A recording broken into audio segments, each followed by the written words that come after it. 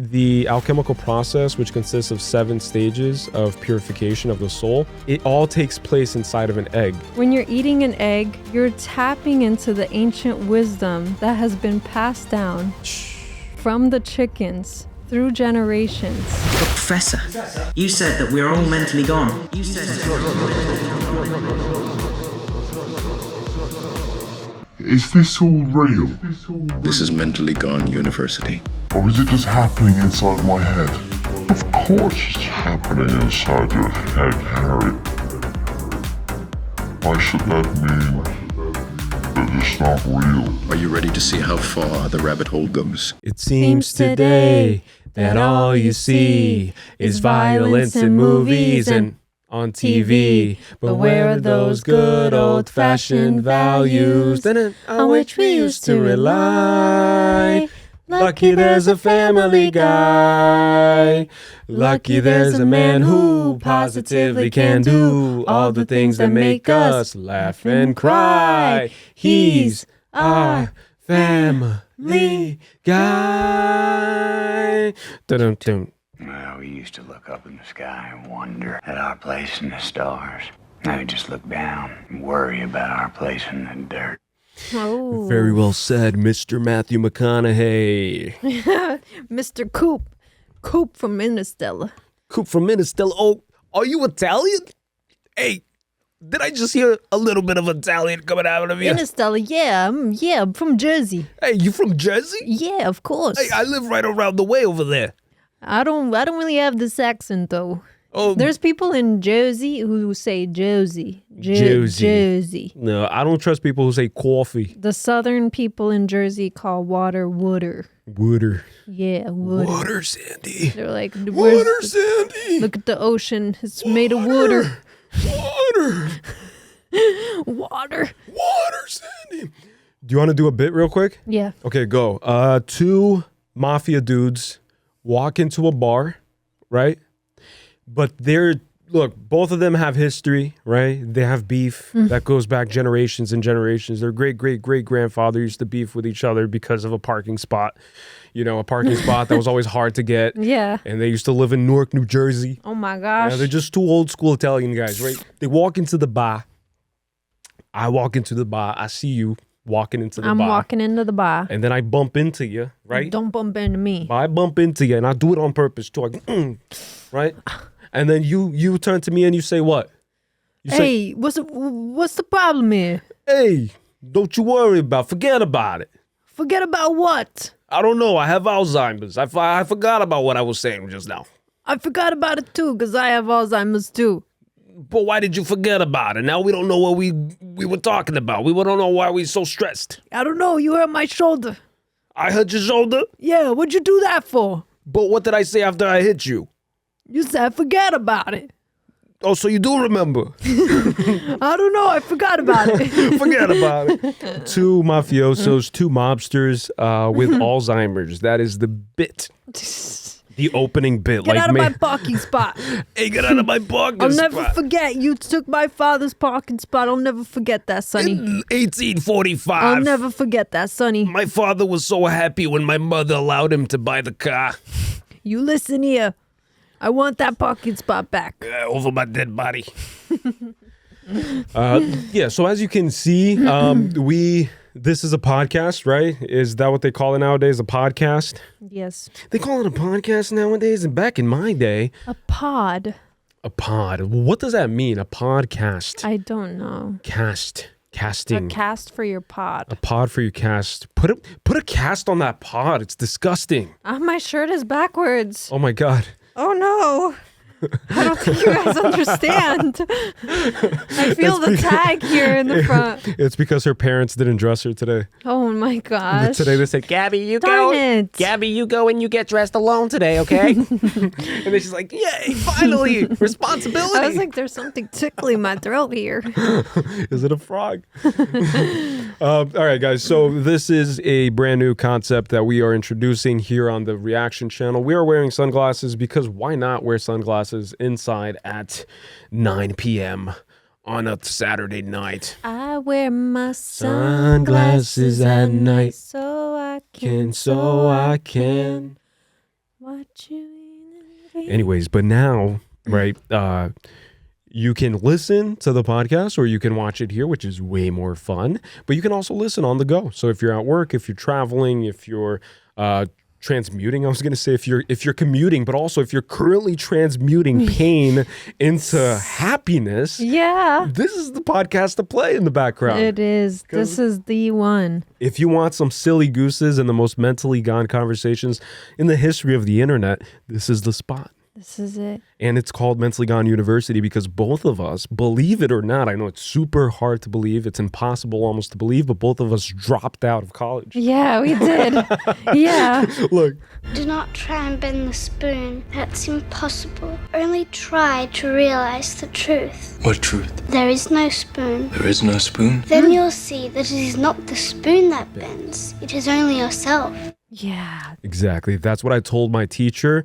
And then I just ran out of the classroom. I just like played both characters too. Like I like ran from one point to the other. You shaved your head for one role. And then I put the wig real quick.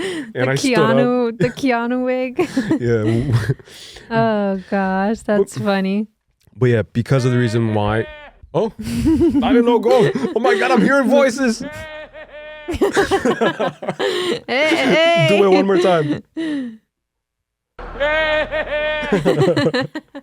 That's a funny laugh, right? That's our laugh track. Anyways, so we decided to start our own university because of that reason. And on this podcast, the whole idea is a free flow of conversation, a free flow of consciousness. There's no real North Star. I don't think life has a real North Star aside from the actual North Star. Yeah. But in the sense of like topics and conversation, we're just going to be tackling anything and everything. With the first episode, we're eating breakfast one day and we thought, aren't eggs weird? Yeah. We were just like freaking out about eggs a little bit. And so then we went down this rabbit hole and both of us collected this vast array of research of just miscellaneous concepts like the origin of the universe, which the egg, believe it or not, most ancient cultures believe still, well, not still because they're ancient, but they, to this day, it's believed that they believed that the universe hatched from an egg. That makes a lot of sense, though. All of existence. And then with our research, we found out that it makes a lot of sense. Yeah, the cosmic egg. The cosmic egg. And it's also a delicious, nutritional, complete breakfast. It's many things. It's Humpty Dumpty. Yeah. Right? And we're getting into all of it. You have how many pages, you said? I have 50 pages of research, which I won't get through all of it. Impossible. It's impossible. But I'll get through some of it. I'll try to, interest the minds of, and also I was going to say, like, this is the one university that I could get a diploma in. Yeah. So hope you're happy, Mom. Hi, Mom, I'm on TV. I'm getting a diploma finally. So who knows? Maybe we'll give out pieces of paper and we'll just mail it to every supporter of the show. It's just like, here's a piece of paper. It's not validated by any means, but it comes from us. It comes from our printer if you want it. Yeah, everyone, you get a degree. You get a degree. You get a car. You get a house. And you can show your parents too. And it's like, no, I graduated from Mentally Gone University. You haven't heard of it? That's crazy. All right. So we have a lot of notes. We are going to basically, how I'm going to treat this, because it's very note heavy and it's literally impossible for me to keep track of the entire thing. I'm going to go through my notes kind of slowly and I'll read one point, one bullet point, and then I'll expand on it and we'll have a conversation about it because I think that's better to organize it a little bit. And are you in agreement with that? Yeah. Okay. So we'll just do that. Do you want me to start us off? What do you want to do? Just get into it. Yeah. Before we do that, I just want to show you guys my little Puerto Rican egg. I'm not Puerto Rican, I'm Brazilian, but I couldn't find any Brazilian cups, so I figured the closest thing to that is the Puerto Rican cup. This is my Puerto Rican brown egg. Cage free. Cage free. That one wasn't raised in a cage. Yeah, this chicken was hard to catch. It was completely free. It's the freest chicken I've ever seen. And then we also have these colorful eggs that we got at the dollar store. This is $1 worth of egg right here. That's going bad. This is $1. Hey, the warmer it gets, it's gonna spoil. I know, right? But we're gonna eat this egg as a ceremonial kind of initiation into the Orphic mysteries of understanding in the universe, with it being the first topic on the podcast. So if we're a little bit rusty, if we're a little bit awkward, forgive us. Okay, this is our first time on the camera. What do you want from me? It's the first time. I'm not used to this attention, man. I'm not used to it. I'm just used to being a knucklehead. Yeah, usually we've been like doing the movie reactions, so we have something to talk about, and it kind of feels a little less pressure.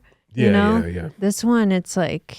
Yeah, this one, because of the format of having notes, prepared for it, and the fact that, on a serious note, like all jokes aside, we want you to walk away with something new. Yeah. Right? Because we uncover a lot of things during our own research, and I feel like I'll just take my glasses off just for a little bit. Yeah, me too. But we uncover a lot of things, and we learn a lot while doing our individual research. And so we want you guys to kind of like get the same excitement and the same feeling we had, or at least I did. Like I had moments where I was just like out loud being like, oh my God. Yeah, me too. There's no way, I was like, holy moly, guacamole. My mind, I am mentally gone. I was mentally gone after reading a lot of these things. Yeah, after my mom dropped me from a tree. And just to let everybody know too, that I just kind of dug up all this information a few days ago, so I'm no egg expert, okay? Wait, we have the thing. It's too much work to switch in between the things. It's too much. It's too much. I can't handle this. Come on, DJ. Professor, is this all real, or is it just happening inside my head? Of course it's happening inside your head, Harry. But yeah, what you're saying is exactly the case. We are not experts at this. We are trying our best to just come on here and share this like friends, share interesting things with each other. We don't have any friends. Yeah. We only have each other, and we have you guys. So I already shared it with you, and you shared it with me, kind of, and we shared our enthusiasm, and now let's share it with the people. Exactly. And exactly. I'm going to just have puns all day. Let's crack the mysteries of the universe. Let's do it. All right, so one of the main things, right? So if we're going to cover eggs, let's start at the very beginning. I forgot to also show you guys this amazing egg that Gabriella gave me, which is weird, right? It's a weird foreshadowing. It's almost as if you knew that the first episode of the podcast would be about eggs. It has a C on it. That's my name. A few people have been calling me Caleb with a B, and I don't mind because that's the story of my life. It's like, Caleb, Caley, Caley. That's funny. Is there a Caley here? And then I'm at the DMV. I'm like, no, there's then no you have Caley. to step up. Yeah, I'm like, oh, that's me, grown ass man with a beard. That's me. I'm Caley.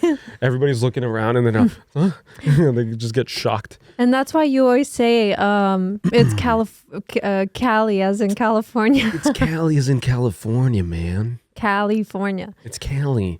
But yeah, so if we're going to cover eggs, we want to start at the very beginning. So the way that I've organized my notes, at least, we didn't really kind of like verify with each other. You have a bunch of stuff that I have no clue about, that you have 50 pages of stuff. Yep. And I have stuff that you don't know about, and we're going to just kind of play tennis right now and just see, like, I'll throw you something and you throw me something back. Don't throw me an egg. Oh, I'm going to...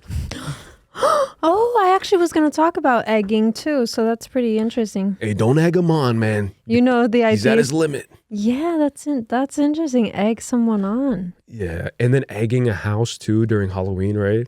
Like when you have those prude neighbors that don't celebrate Halloween and they're mad annoying and mad like, yeah, I don't like Halloween. Get off my yard. and then the kids in the I was gonna say that the kids in the universe, the kids in the neighborhood just go and egg the shit out of it. Yeah. Toilet paper. Yeah, and I've never done that before, but that was like something that was very common in Newark. Really? Yeah. Egging houses was common? Yes. On Halloween.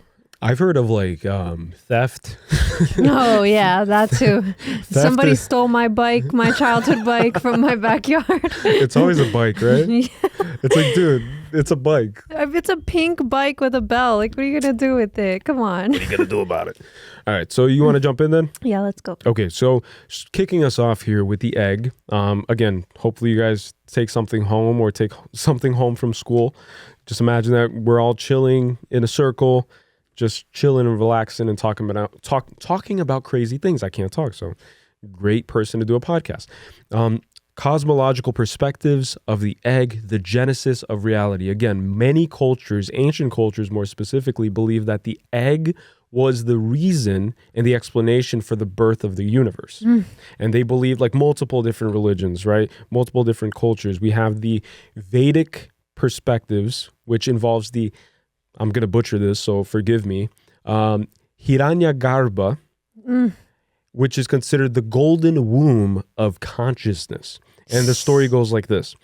The Vedic conception of the egg, the Hiranyagarbha, or golden womb, is one of the earliest cosmological references to the cosmic egg.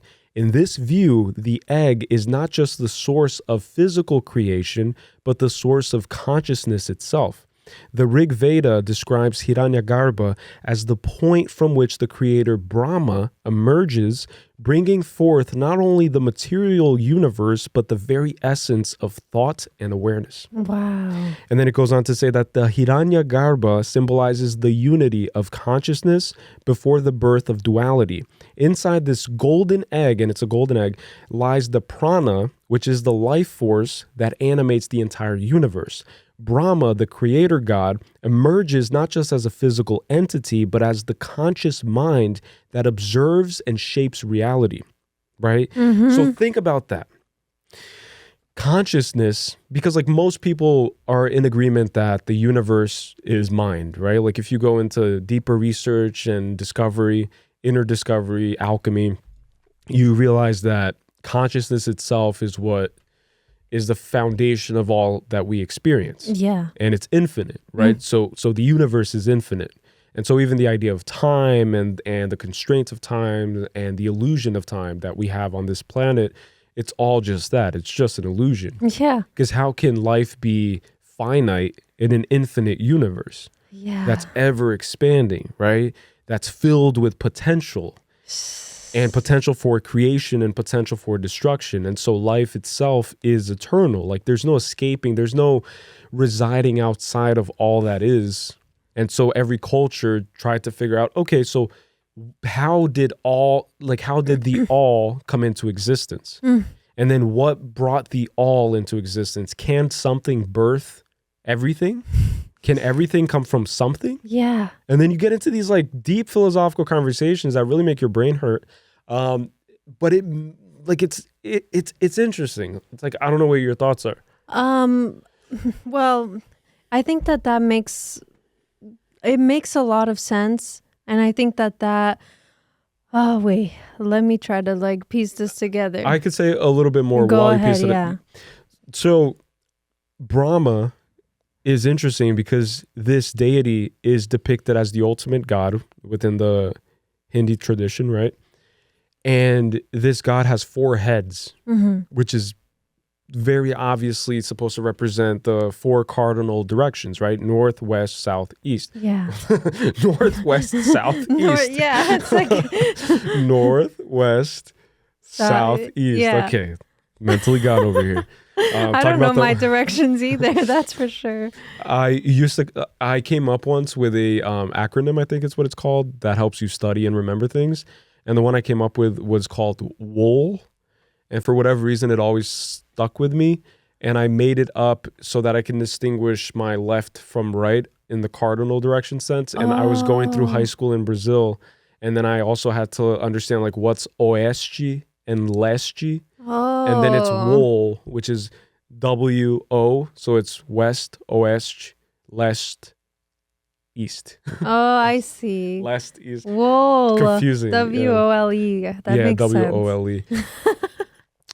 But basically, Brahma, right? Brahma signifies that it's the expansion into every single direction, into every single dimensional field. And it's just kind of reestablishing the all as this unlimited thing that's not bound by any unidimensional way of observing it. It's like it's everywhere, it's all expanding, it's all present, it's omnipresent. Yeah. And so my point is that they believe, or most religions and cultures have portrayed it as being a just a form of consciousness, essentially. I'm trying to think, because then could that mean that if you take something like the Big Bang Theory, it could mean that it's not a one-time event, but something that's currently happening and unfolding still. Yeah. It's like when you crack an egg,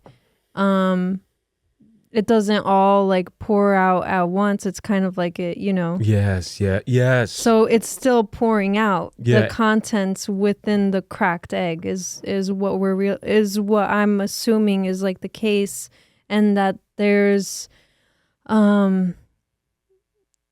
it's kind of like, if you think about it, then that means that what you're saying, there's endless possibilities because it's still happening. Yeah, which is a valid point, and that's what a lot of scientists are still speculating, because they don't know if it's expanding and if it's going to end through like a expansion, meaning like a big freeze, I think is what it's called. It's where it expands so much that it doesn't have like the heat gets dispersed throughout the universe, and then it just freezes and everything freezes and gets destroyed. And then the opposite of that, I believe, is the big crunch, right? The big crunch, yeah. It's where it's going to contract, it's going to come back to a singularity, and then once it's in a singular point, it's going to maybe reverse back into expansion, you know, like just like a breathing. A cycle, yeah. It's like it's like it expands, and then it, you know, which has always confused me, because if that's the case, then life is infinite, you know, because the universe is in this infinite cycle.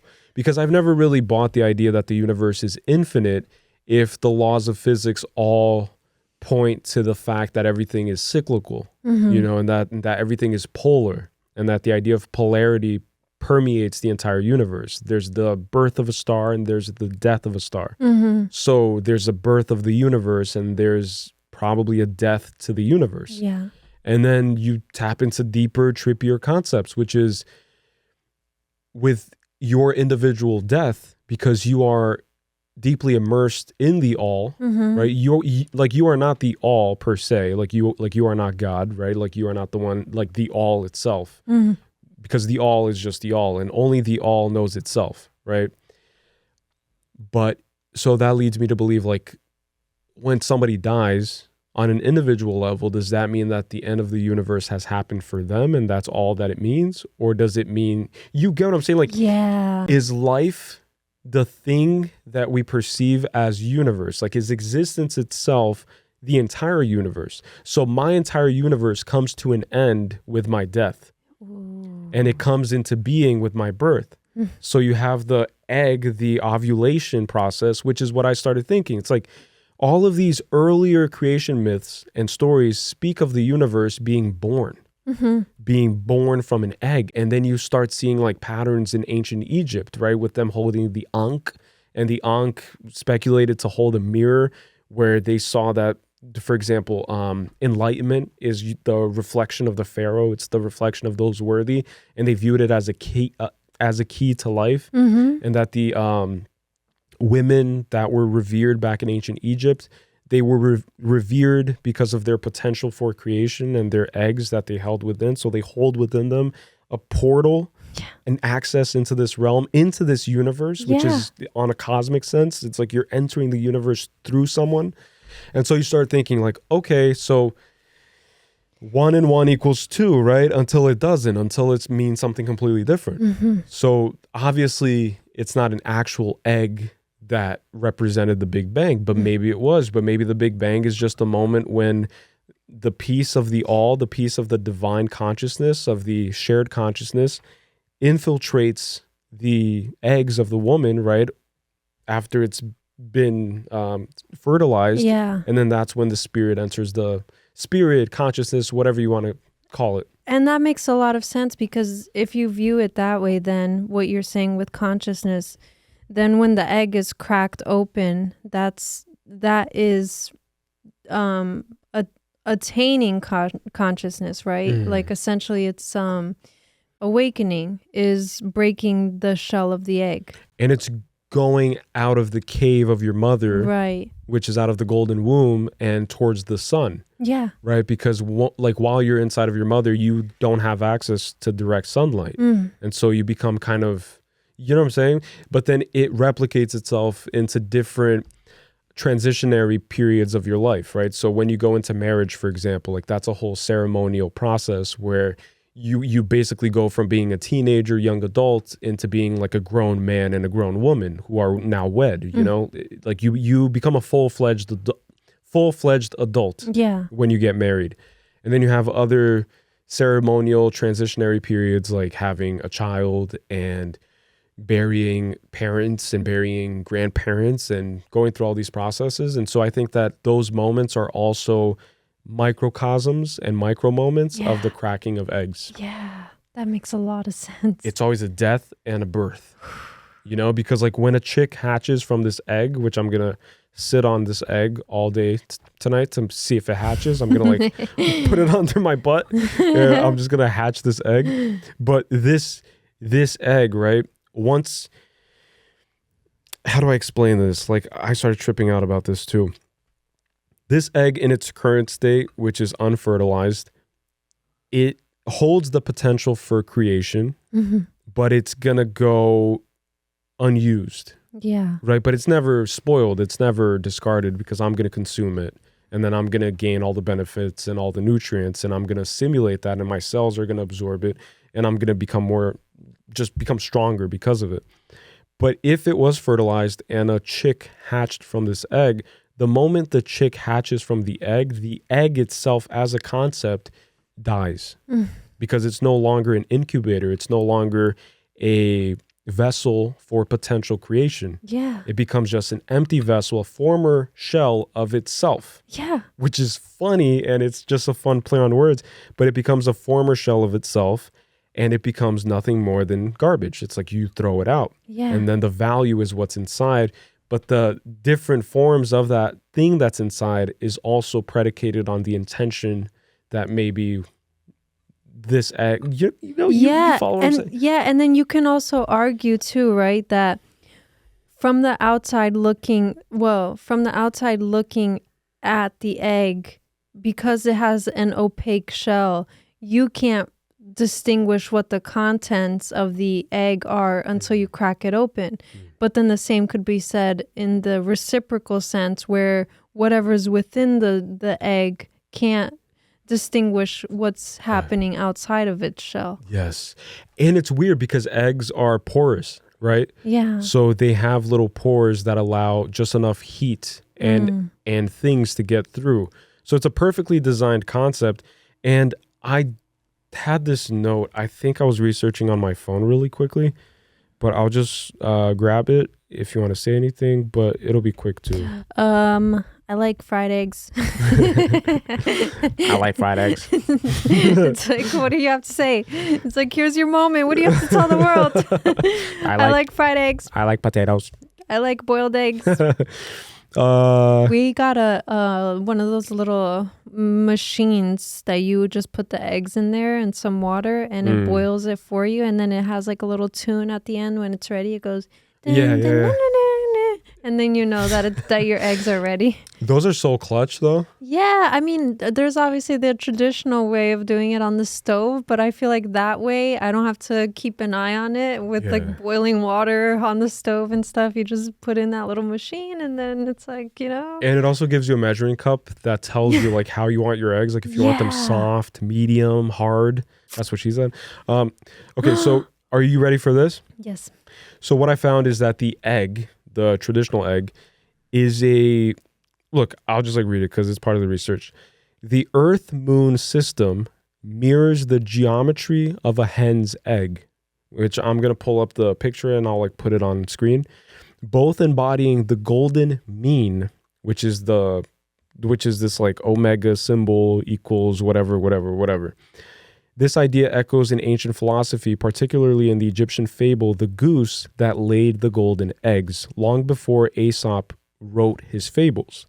But the true testament to this wisdom is found in the Great Pyramid of Khufu, which served as a temple honoring the earth moon egg, celebrating the golden ratio's presence in nature for all to witness. So essentially, it's claiming that that if you get the earth, right?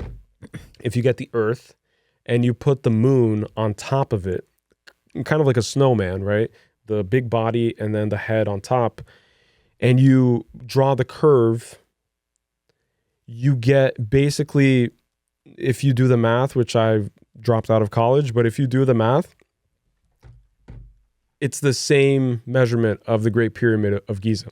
What? Of Khufu, rather. What? Yeah, so if you get this snowman and you draw a triangle, it's the exact pyramid kind of numbers and calculation. I don't know, I'm not a mathematician. Like measurements. Measurements, yeah. Wow. And it's the same measurement also if you get the earth and the moon of a hen's egg. And that means It's this. Wow. So the earth with the moon, this is what the egg represents. It's literally the calculation of it. I see. Yeah, like ratios. Together, kind of mashed together, yeah. Wow. So I saw that and I was like, oh my God. So that's pretty trippy. And that's interesting because you were mentioning Aesop, right? Aesop, and Rocky. he was an ancient Greek storyteller. I believe so, yeah. And he wrote the story about the tortoise and the hare. That's his most famous one. And then the one that you mentioned is the goose that lays the golden eggs. Yes. And that story is actually really interesting because it's about like a countryman who has this goose that lays golden eggs, and then he thinks that if he cuts open the goose and kills it, then he can collect all of the eggs inside of it. What? But then when he does that, he ends up not being able to get any more eggs because he now killed the goose. Do you know what I thought about that? Yeah, go. I thought about how that's basically people trying to get shortcuts towards the final kind of like stage of hatching, right? Yeah. Because you have to go through the process of gestation and maturing, and then you get to the point where you're ready to hatch. And that actually leads me to another concept, which I might just foreshadow it really quickly. But the other concept is the concept of Wu Wei. Wu Wei. And essentially it's this belief that it's action through non-action. And it also applies to the egg. Like when the chick is about to hatch, the chick doesn't put effort towards hatching. Yeah. It hatches naturally, effortlessly by just growing. So with personal inner growth, you can seamlessly, without effort towards hatching or without trying to establish like an objective to hatch, an intention to hatch, you just have the intention to grow in a way that you hatch effortlessly and naturally. Wow. Without any growing pains. And you break through the shell. Naturally, Wu Wei, effortless. So that's a reflection of your own hatching as well. Which is what you're saying. It's like the more that you grow, the more, like, imagine that you have all of these, like, you can even have multiple layers of shell to your personality and to your journey of life, rather. And you have to break past each of those layers of shell. And you do that naturally as you grow and you question more and you learn more and you awaken more. And then you kind of just break past it without even realizing it, but then you can't retract back into the egg. Which is what we talked about that on the Harry Potter reaction, right? I forget which one it was, but it was about the golden snitch and about how I open at the close. Yeah. So it hatches when he's finally ready to become to reveal the alchemical gold, which within the hatching of the golden snitch was the Philosopher's Stone. Yeah. And in alchemy, I don't know how many people know this, but in alchemy, typically in old, ancient kind of middle age drawings of alchemy, the alchemical process, which consists of 7 stages of purification of the soul, it all takes place inside of an egg. So they portray like a human, a grown man usually, inside of a huge egg going through all these processes. And one of them is the death of the former self and the death of the ego self in order for the spiritual self, the golden alchemical consciousness, divine essence to hatch and be free from that egg, which grants them immortality while they're still alive, which is what happened to Harry when he hatched the golden snitch. Yeah. Eye open at the close. And then he saw the Philosopher's Stone, viewed everything as interconnected, right? There is no such thing as death. There is no such, all of it is an illusion because all of his loved ones are right there with him at all times. Yeah. So fear not, right? Have no fear. He goes, he confronts death personified, human, like in human form, which is Voldemort, which isn't, to say human is kind of being a little too nice about it, but death personified in a monstrous way, but in a way that's still anthropomorphized so that we understand it. And yeah, it's just the hatching of the thing. And that reminds me of the Matrix too, because Neo emerges from the Matrix from a pod. Oh, podcast. You know, it's from this. He was doing a podcast from an egg, essentially. Like it's an enclosed kind of like a shelled pod, and then he comes out of it like a newborn, literally into this new reality of infinite possibility and infinite. Naked. Yeah, naked. Wow. Yeah, like born. What? I'd never thought about. He literally looks like he has a bunch of placenta and stuff. Yeah, kind of, like he's the embryo. He's the you know, he's the newly. And he's the only one to awaken, I think, right? Yeah. I forgot about the movie. I forgot exactly. Yeah. Well, or all of his crew. No, because then you have Morpheus and you have his crew. They've already done it, I think. So in that scene, from what I remember, it's like the scene with all the red pods, and it's like you see everybody in like I'm sure that's supposed to be everyone within the Matrix. Yeah. Stuck in the Matrix, their pods are closed and they're containing in them each person. Blissfully sleeping. Yeah, and then he's the one that emerges from his pod and he's like bald and he's, you know. Reborn. Yeah. Do you think that Morpheus in that movie, he visited every single person in every single pod trying to find the one, trying to find Neo, which translates to the one? Yeah, anagram for the one. Yeah. Maybe. Yeah, because that could be. Like, do you think that the lady in the red dress was maybe laying next to Neo, and then Morpheus tried also to offer the blue pill and the red pill, and most people just chose to be fast asleep? I think that maybe it's like the parallel to our reality and life would be the subtle quote unquote coincidences that just find you and whether you pay attention to them or not. And then that's how you kind of distinguish where people are at, if they're deeply stuck within the Matrix or if they've kind of transcended it. Yeah. And if they're conscious enough to interpret these signs, right, or understand the concepts of everything that we're talking about, like time being an illusion and shedding identity. It's like ego death and all of these things, because that's essentially what he does too. It's like when he emerges, he's bald, which is just it's just a representation physically of the idea that his identity is shed. He's no longer whoever he was within the Matrix. He's this new person, new being.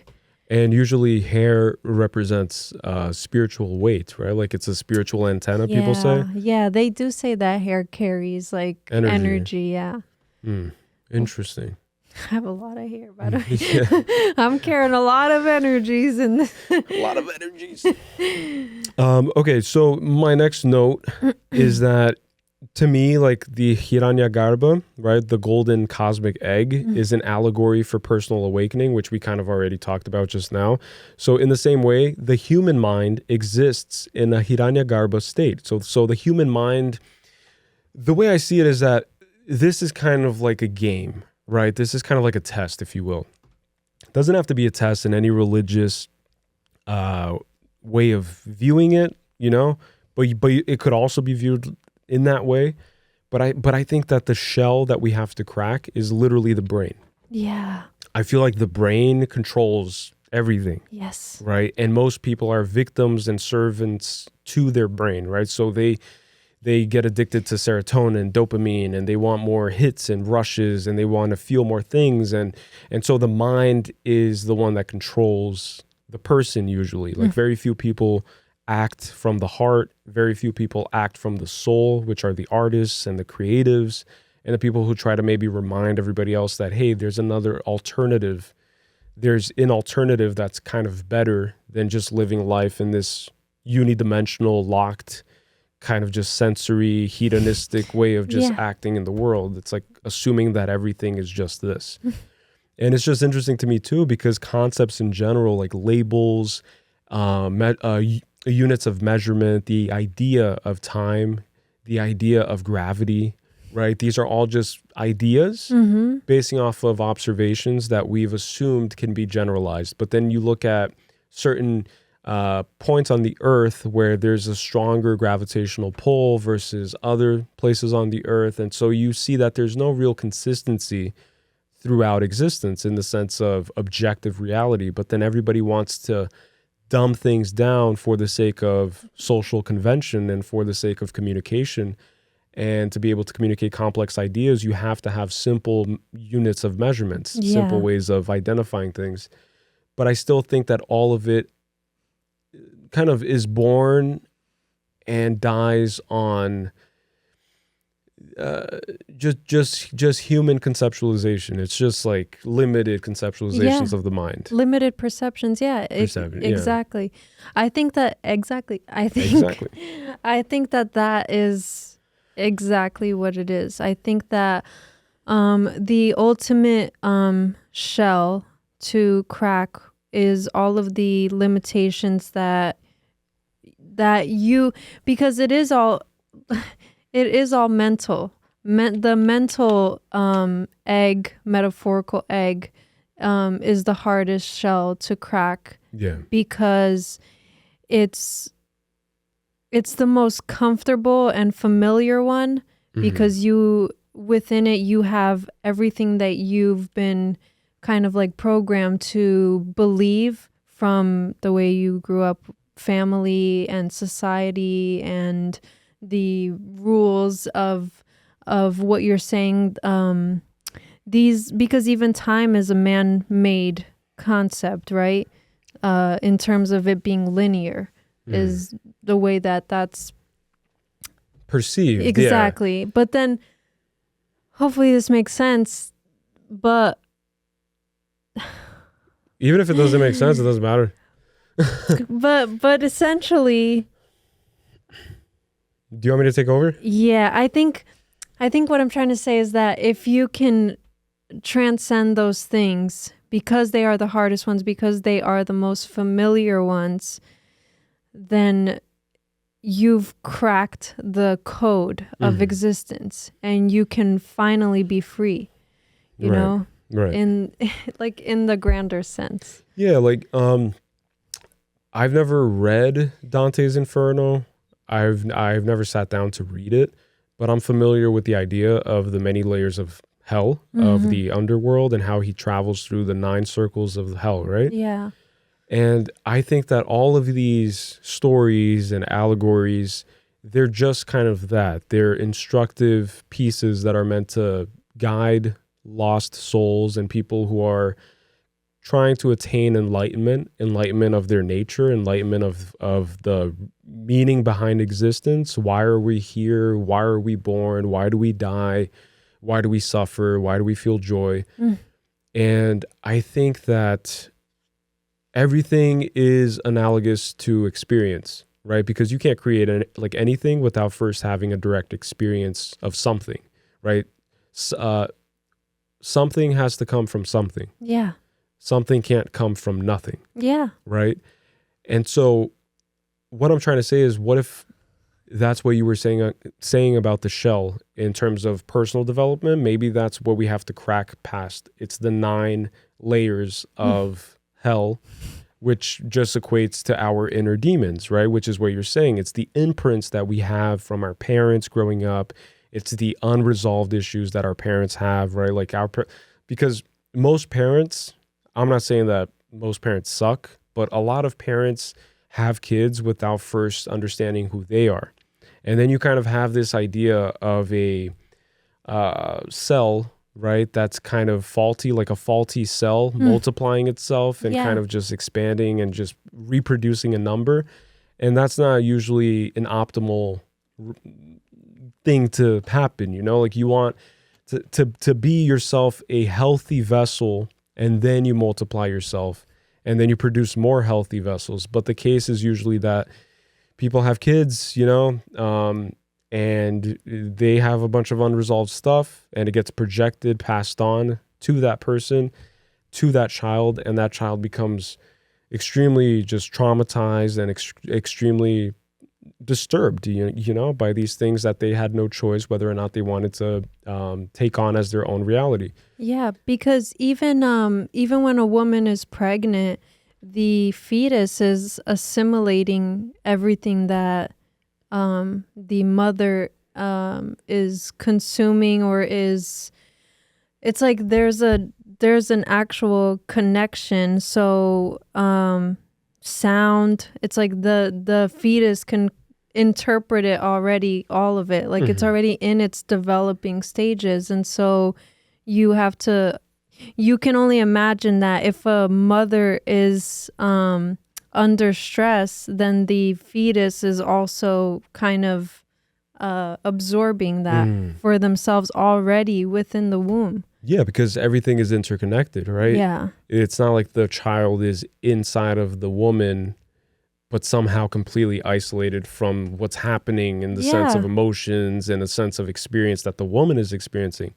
And that's when you see a lot of miscarriages because of stress, because of just anger, because of emotions, right? Emotions are this wave that drowns the child, right? Like you have to have a calm sea in the beginning. But then that's also why, for example, in the Bible, right? In the Christian faith, in scripture, it says that in the beginning was the word. And then you look at, you know, Asian cultures, right? Like Eastern cultures, usually it's the primordial right? So what's the primordial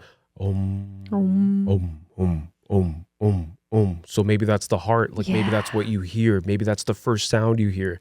And that's why pregnant women, usually they play classical music. They try to, you know, read to the child, speak to the baby. If the father has a closer connection with the child when it's still in the womb, then when the child is born, there's a better familiarity because the father was present during all the stages of development. Yes. But what you have from my case, for example, is not from my case, but it's similar to my case where I was raised by a single mother.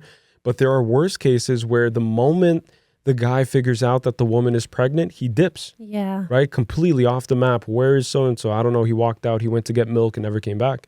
You know, like, and then that child has a higher propensity, in my way of understanding, I think it's pretty reasonable to assume, has a higher propensity towards maybe distrusting other men, like through their development. Maybe they're more confrontational. They take out more anger towards other men because the father wasn't there speaking every night and reading Harry Potter and participating in the formation of life, which is happening. And it's a cooperative effort. It's like if you don't do it together, then basically it's half of the experience. Yeah, there's like a lack of familiarity, and so it's kind of foreign, and so you don't know how to respond to that kind of interaction or that environment when it does come time to coming face to face with another male or whatever it is, you know? Which another thing too that I find completely fascinating is the idea that, especially in today's culture with everybody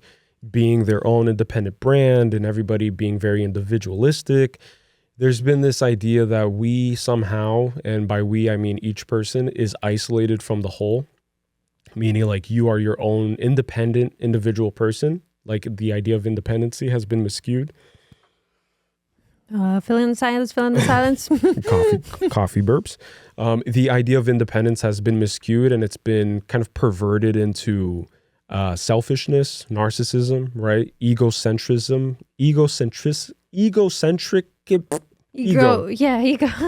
Ego existence, right? What I'm trying to get to this is, the other day I was tripping out, just like thinking to myself, I think I was brushing my teeth, and then I started looking at myself while like trippiest kind of meta experience. But then I started thinking, if something has to come from something and something cannot come from nothing, then what we are is basically just a combination, not just, but we are a combination physically, the physical manifestation, the material manifestation of both parents. Yeah. And that's obvious, right? Like it's where do babies come from? That's the first episode. Like, where do babies, come on now, sit down. Let me tell you about the bees. The birds and the bees.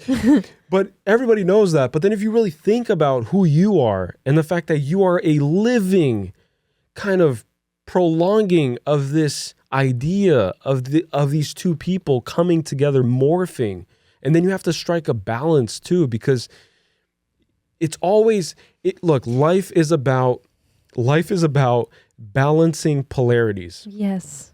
Masculine, feminine, right? Aggression, gentleness, hot, cold, up, down. It's like it's black, white, you know? It's like you have to, it's literally opposing opposites, which is your mother's existence and your father's existence. They come together in this one vessel and become this thing, and it has to walk through experience. It has to maneuver itself through life while being these two beings, being a product of two beings. Yeah. You know, it's just trippy, because that's why you look like your dad and you look like your mom. It's like you can't escape that. Yeah. It's like you can't decide. Well, some people do a bunch of plastic surgeries and stuff. No, but your DNA is the same. Yeah, like what else is it going to be comprised of? Yeah. It's not like some people go to their neighbor's house and it's like, hey, give me some of your DNA. And then the child is born like, it's like two white couples. Right? Yeah. It's like it's two white people, and then it comes out like like an Asian baby. Yeah. And then it's always like, oh, then the neighbor is Asian. It's like, oh, the mailman. The milkman or whatever. Yeah. But I just started thinking about that and how that's a perfect metaphor for life. It's the balancing of opposites. It's the harmonization. It's the harmonizing. You have to harmonize. Yeah. Everything has to be harmonized. You know, fear of life, fear of death, fear of heights, fear of lows, fear of hot, fear of cold. Oh my gosh. Everything. Oh, I have to get out of my head, because I got a little bit into my head, and the mind is like the killer. Yeah. The mind is the fear killer. No. The fear. Fear is the mind killer. The mind is the fear killer. But yeah, I sometimes forget that I need to just get out of my head. Put the glasses on. Maybe treat them as magic glasses. Magic glasses. Here I go. Yeah, like maybe just all of a sudden, I'm free. it's Hannah Montana. Dobby is free. Dobby is free. But just continuing with this Hiranyagarbha part. Yeah, I think I need to also just like brush over too while you're sharing, and I'm listening and also brushing over my stuff, because I do have stuff on what you're saying. And this is just a pilot show, right? So it'll depend on the feedback that we get for this episode. But if you guys enjoy this type of conversation where it's just two mentally gone people talking about just going infinitely in depth on these random topics and subjects and conversations, then this is the podcast for you, you know, and this is the first episode. So we ask for patience. We ask for a little bit of support, moral support, you know, little bit, because, you know, like our goal is to get to episode 1,000. And then once we're at episode 1,000, we'll hopefully be better speakers and just have a better grasp on this thing. And I speak for myself, and be more smooth. That for me too, because I've always had a hard time speaking, especially especially with the pressures of the cameras and the lights. Like, I know that it seems like such a easy kind of thing to do. It's like, oh, you just like talk into this microphone and ignore the cameras. But it's like, it's kind of hard to ignore sometimes. You know what? I used to do a podcast show back before the whole pandemic thing. And I used to invite people on the show, you know, and I would invite random people that I would stumble across on social media that I found were like doing something that I found impressive or anything like that. And I would invite them on, like, invite them to my house, to come inside of my house, to come into the basement, into the studio, to record this in front of all these lights and cameras and stuff. And it was always the case that everybody gets nervous. Even I get nervous, right? Because I'm kind of a introvert by nature, but I choose when I want to be extroverted. Like, I have a very large social battery, but once it's drained, like, I need at least 2 days of just complete silence, just, you know, just being super isolated and alone in order to recharge. Like, I really enjoy my time alone. That's when I have all of my discoveries about myself, about the world. It's when I have all of my eureka moments come from when I'm alone, when I'm not being influenced and bombarded, and I'm not subject to peer pressure, coercion, you know, other people's thoughts. Like, I don't have a friend group where I go and I'm like, do you guys think this shoe is fire or nah? Yeah, you know, it's exactly. Like, I've never had that, and I'm grateful for that because it gives me a sense of initiative, you know, like, it makes me my own person. Yeah, that's true. I think I feel like but everybody gets nervous is my point, and it's usually the first few minutes, it's the first episode, and it's also a lot of responsibility. But then if we really tap into the understandings that we're currently talking about, which is like, nobody knows what the heck is going on, right? It's like especially in America, if you live in the United States, you have to agree that we're living through some form of Simpsons episode. It's like something's happening here. Yeah. It's like something is completely, I don't know, like somebody's writing a script. It's like a simulation, right? Like, it feels that way, yeah. Isn't there something in Hindu mythology about like, what does Krishna represent? Because Krishna represents I could just search real quick, hold on. Isn't it like the material realm? The distractions and the attractions. I'm pretty sure it's something like that, but I might be way off. Okay, so Krishna represents the divine consciousness, the embodiment of love, compassion, and the cosmic truth in Hinduism. Oh, He symbolizes the unity of the spiritual and the material, guiding humanity through the Bhagavad Gita's teachings on duty, righteousness, which is dharma, and surrender to the divine will. Krishna is also a representation of the eternal soul, Atman, and the supreme reality, Brahman, encouraging individuals to rise above ego, illusion, and attachment to realize their divine nature. Yeah, so that's exactly it. What we're living in is what's called Maya, right? It's like the veil, illusion. And the illusion of what everything that we perceive reality to be is not true reality, the true eternal reality that we don't understand and can't perceive when limiting ourselves. Right. And then what you said, so Krishna is the representation of the pure consciousness. So it's kind of like a Christ figure, right? Like, I think it's safe to say it's the embodiment of Brahma, which is the all. So like when Christ, in the story of the Bible, Christ comes and Christ embodies the divine and transcends the mortal self and then resurrects after 3 days, right?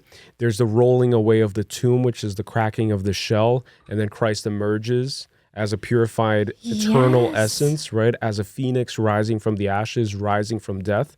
Just like Harry Potter dies, right? Yeah. He dies, he has an ego death, but then he just wakes up. And then but it works because it's embedded in this universe of magic, right? And that's why people kind of buy it. But then if you were to say that this was a true story, which is what the Bible does, then you have a lot of people being like, oh, like a guy can't, that's impossible. That's impossible. I can't do that, so why can he do that? You know, like But- it becomes a thing of kind of, yeah. But then that's exactly what the Matrix is, right? It's like you can't bend the spoon, but then you can. Like you can bend the way you look at things. Yes. Because that's what the bald kid was teaching Neo, is that you can't make things outside of yourself change, Yeah. but you can change yourself completely. Yeah. And you can change and shatter every perception you have, every way of looking at things, every outlook, every opinion, every way, like different ways of looking at the universe. So you can choose, for example, like ancient Egyptians did, you can choose to view the sun as a living, breathing, fiery entity, benevolent, all giving, gives life, omnipresent, protective, allows us to see. And it comes and it's born every dawn, and then it descends into the underworld every dusk, fights off demons in the underworld for us, and then rises and is resurrected every day. Yeah. And so when you go on a walk in the morning and you're walking your dog and you're picking up shit on the floor, you look at the sun and you're like, oh my God, thank you so much for this existence. Yeah. Thank you so much for blessing me. Thank you so much for giving me life, for offering me sight, for offering me light. But then we don't do that because we wake up late for work and we run into our cars and we, hurry into our own caskets, into our own deaths, right? Yeah. Like we just run towards nothing, towards nowhere. We're always busy to get nowhere, to the office, to clock in, to make somebody more money so that they could buy a bigger yacht, so that they could buy a bigger car, so that their kids could go to a better university. And then meanwhile, you're over there making $15 an hour, $20 an hour. And we've both been there, right? Stuck. Like I worked at a cubicle for a long time, longer than I ever needed to, in order for me to finally grow and muster the courage to break out of it and do something that I love to do, which is connecting. Yeah. And learning and Learning. Yeah. And Learning is the only thing. I know that I know nothing. Yeah. That's why we made it clear that we're just knuckleheads. It's Yeah. like, I don't know anything. Our bio, I think it says that we're like two lost souls. Yeah. It's like, that's, Dude. and we wrote that, we wrote that so many years ago Yeah. without understanding truly what that meant But at that's the time. inner knowing, right? Yeah, it's like the subconscious. And it's really interesting because like the Matrix is an egg. Yes. And we are inside of it. And then back to what I was saying, it's like when you're inside of the egg, it's an opaque shell. You can't see through it. It's not transparent. And so you don't know what's outside, and you're very comfortable with being inside of the egg because it's so familiar. And I actually broke that down pretty deeply, but here I'll read some of what I wrote on it. Let's go. I'm excited. Is it? I have so much. Okay. The idea is that the Matrix itself is like an unhatched egg, right? Mm-hmm. Where you have the whole safe little world inside that's comfortable and familiar, but it's also limited. Ooh. You're trapped within the confines of the egg. And you're trapped by choice because you yourself are the yolk. Yeah. And you're the egg whites. And you're the entire potential for life. Yeah. So you are the potential. That's why in alchemy, they usually use the phoenix. Yeah. Which was mind-boggling because there's no coincidence why in Harry Potter, after, spoiler alert, but after Dumbledore goes, he appears as Fawkes, right? He takes the form, the essence of the phoenix, which is Dumbledore's bird. So that was like foreshadowing from the very beginning. Yeah. Because he flew into the sun, and it's a fiery bird, right? It's the only bird. It's a mythological bird. It's not really, documented in scientific journals, right? It's this idea, but it's this archetype, which is what Carl Jung believed, that are these universal symbols that we, from birth, kind of have in affinity towards, a fascination towards, a curiosity towards, a gravitational pull, which the Egyptians believed also with the hieroglyphs. Yeah. Right? The hieroglyphs were all kind of like stories and just keys of understanding, signals, kind of triggers, if you will, in a good way. So this symbol, the Ankh, triggers the person to go down this rabbit hole of understanding what the Ankh represents, what it represents on a micro scale, on a macrocosmic scale, on the scale of the universe, on the scale of the gods. And then you go to the Vikings, and you go to Eastern Asia, and you go to Africa with the Yoruba traditions, and you go to all of these like deities that embody nature as a teacher, right? Because I've always believed, and maybe this makes no sense to anybody else, but I think that if you want to learn about divinity, if you want to maybe have a direct exposure or experience with quote unquote God, I think the best shot that you will ever have is to seek it in nature, because nature is the vehicle. It's the language in which God uses to communicate with us. Yeah. And that's why everything in nature is a reminder of the macrocosmic existence, right? It's the as above, so below. The perfect flow, the perfect kind of Feng shui. It's the perfect effortless Wu Wei conditioning. Yeah. The balance. It's perfectly balanced. Everything, like you can learn from everything. Like you can, like that's why ancient cultures usually used animals as deities, as supreme teachers, right? If you go to ancient Egyptian mythology, I don't think it's a coincidence that most of the deities are half man, half animal, half lioness, half alligator, half whatever, because they embody the same characteristics of those animals. And it's teaching us that you too can embody the ferocity of a black panther. You too can embody the ferocity of a lion. You too can embody the work ethic of a bee. Yeah. You too can embody the grace of a flower, you know, who blossoms and then perishes.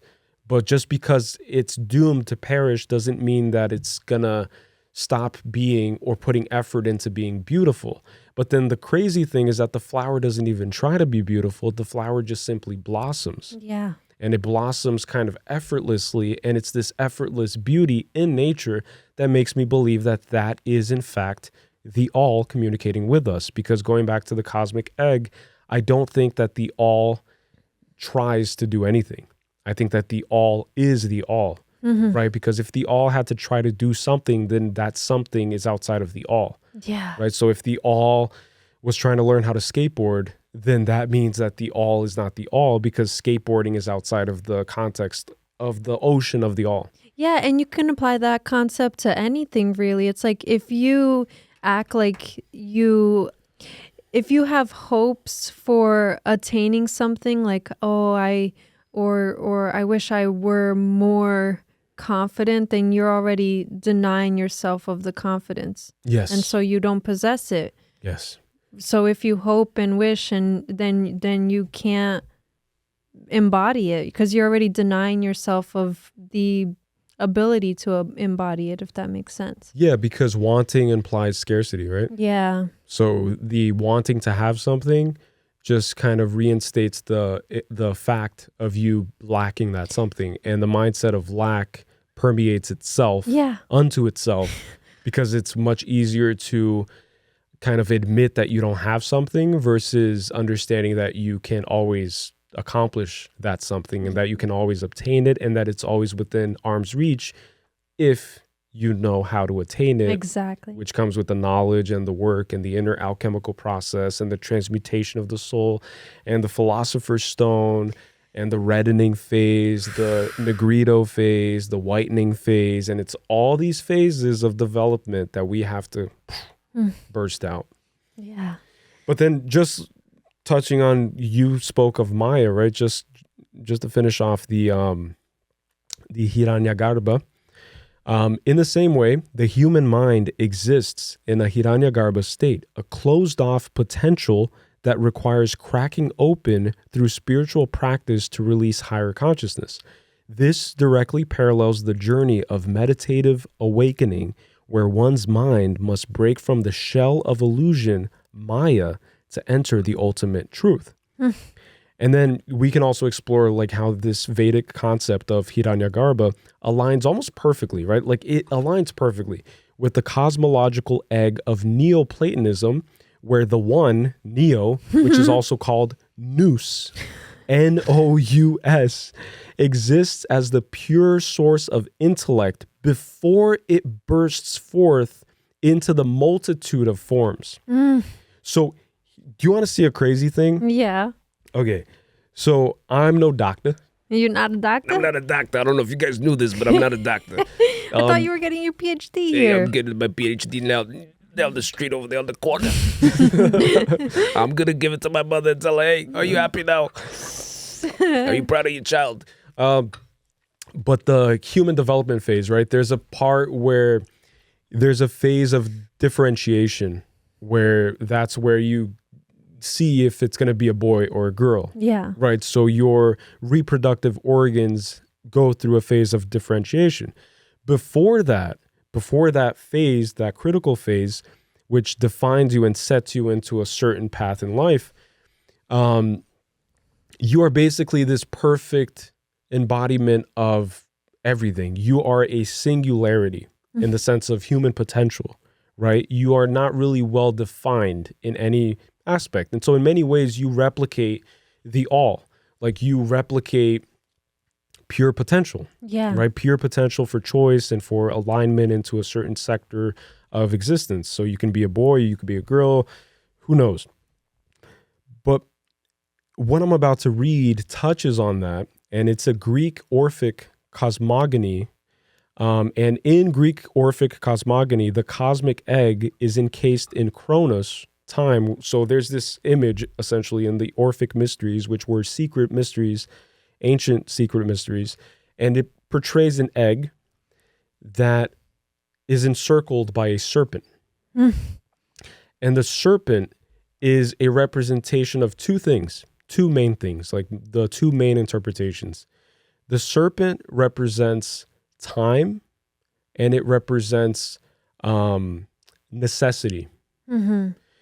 And many say that it's what keeps the egg from hatching, because once the chick hatches, the snake is assumed to consume the fetus, right? To consume the small developing life. Yeah. And so what's the point of hatching? Like, what's the point of taking that risk? I'm not going to hatch. I'm going to stay here. Like, life is too hard. Time waits for no one. Like, there's no, like, bills don't have a silver spoon, you know? Like, I can't just afford to pursue art and pursue my passions in this life. I have to work a 9 to 5. I have to pay the bills. I have to enter the rat race and just be a deeply ingrained component within this matrix. The whole point is that I'm trying to say is that when an initiate finally transmutes and produces their inner philosopher's stone and they become individualized and they, you know, go beyond the mortal shell of existence and they understand the true essence of life, it was believed that that's what this egg represents, is that you hatching, it is you overcoming the illusion of Maya, and it's you overcoming time and necessity, because necessity is what keeps you dependent on the matrix. Once you realize that the universe is infinite and that you will always be provided for, you know, like the all will always provide, and that there is no scarcity. That's the big illusion. Like people, you know, like they say like, oh, like there's not enough land and there's not enough real estate. There are plenty of places around the world that have vast expanses of land that are uninhabited. Vast expanses of land, you know? So obviously there's the whole thing of overpopulation, and I'm not saying that that's not real, but I'm saying that it's kind of hyperbolized in order to instill fear in people and guilt even. It's like they want to guilt you into having this privileged experience, which is life. It's like they want to make you feel as if you are to blame for the death of the experience itself. It's like the world is going to end and it's your fault. Because you're not using single ply toilet paper. You're using double ply and it takes extra water to flush those down. And also you can't flush those down. You got to throw them out. And also if you throw them out, you got to recycle. And if you don't recycle, you're going to just make everybody's going to die because of you. Do you want that? So they like make you feel that way, this guilt and fear. And so when you hatch from the Orphic egg, that's what it represents, and that's what it used to represent in those mystery schools. is that you're overcoming basically the constraints of Saturn. Saturn is Chronos. Saturn eats his children.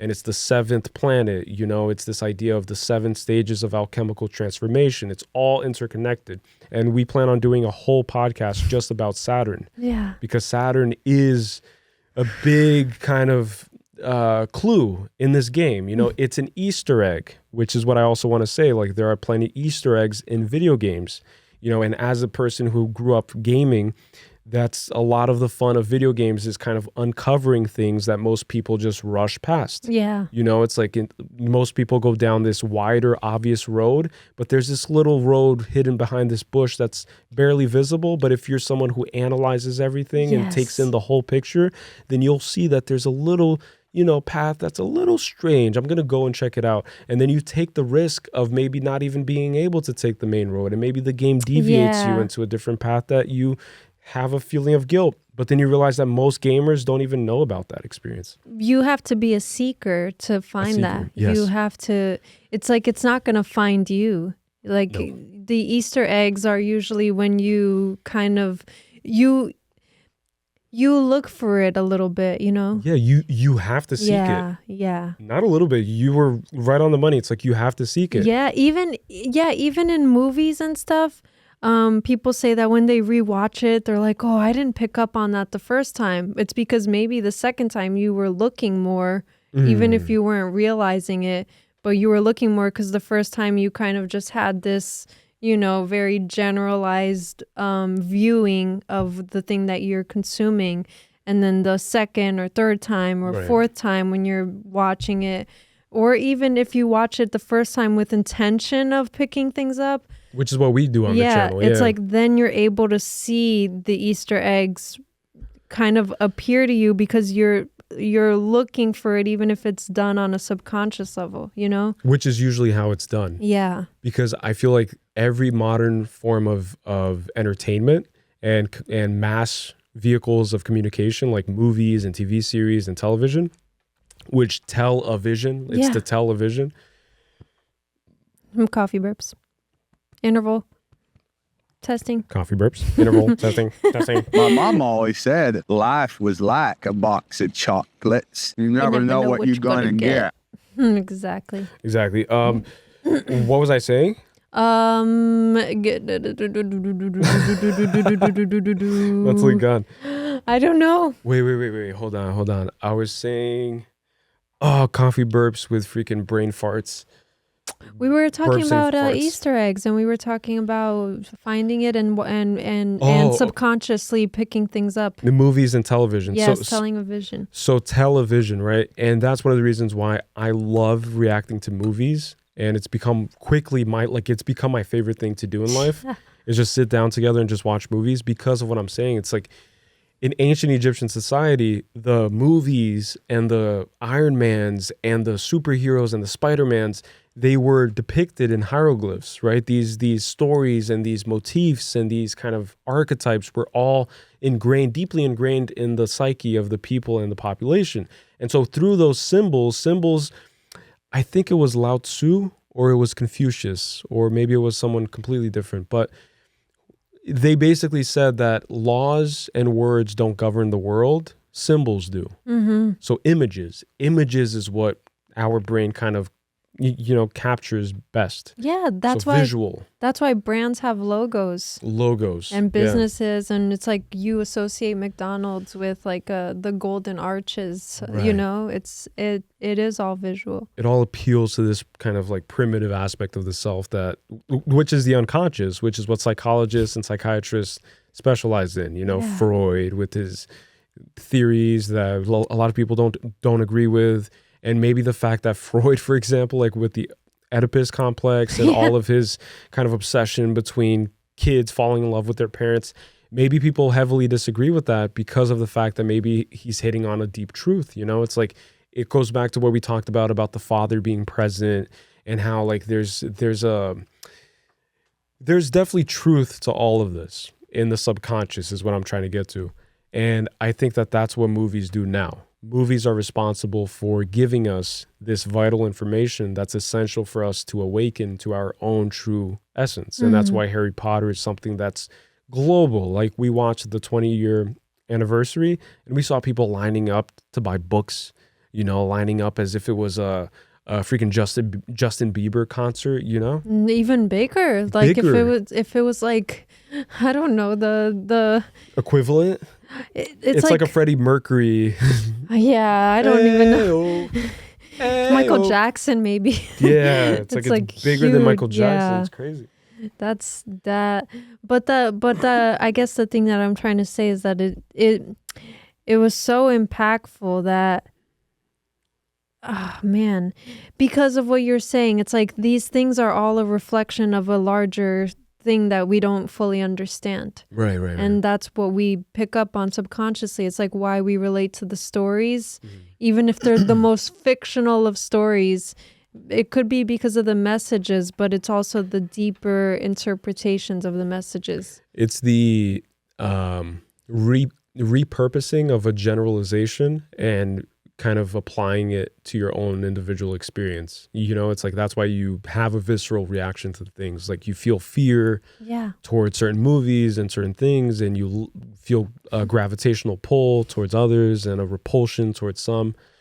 But all I was going to say really quickly is that going back to the whole phase of development of the human within its gestational periods, that's what the ancient Greeks identified in their creation myth with the idea of the egg and the serpent. And so from this egg, they believed that that the egg hatched a supreme being called Phanes. So it's Phanes. And according to the myth, it goes like this, right? Because I wrote notes for a reason, so I'm just going to like read them real quick. In Greek Orphic cosmogony, the cosmic egg is encased in Chronos, time, and Ananke, necessity. It eventually hatches to reveal Phanes, the firstborn god, who is both male and female, embodying the totality of existence and universal creativity. Phanes is often depicted as a radiant, shining figure representing the first light of the cosmos. This light is the divine wisdom that bursts forth from the cosmic egg, setting all things in motion. Yeah. It's just a lot, right? So again, maybe it's this inner knowing that transfers over to this outer knowing. Maybe that's what they're trying to relate to us, but then our literal brain and our literal way of understanding things today, I think that we've become very literal, very objective, even though objectivity is impossible in this world. Literally impossible. Nothing's objective. Yeah. Nothing.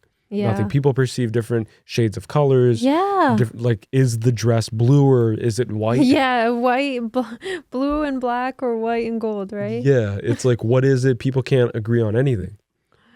Yeah, that is pretty interesting, actually. And then from this egg, Phanes represents the singularity. He's androgynous. He's both masculine and feminine. He's both hot and cold. He embodies all of polarity.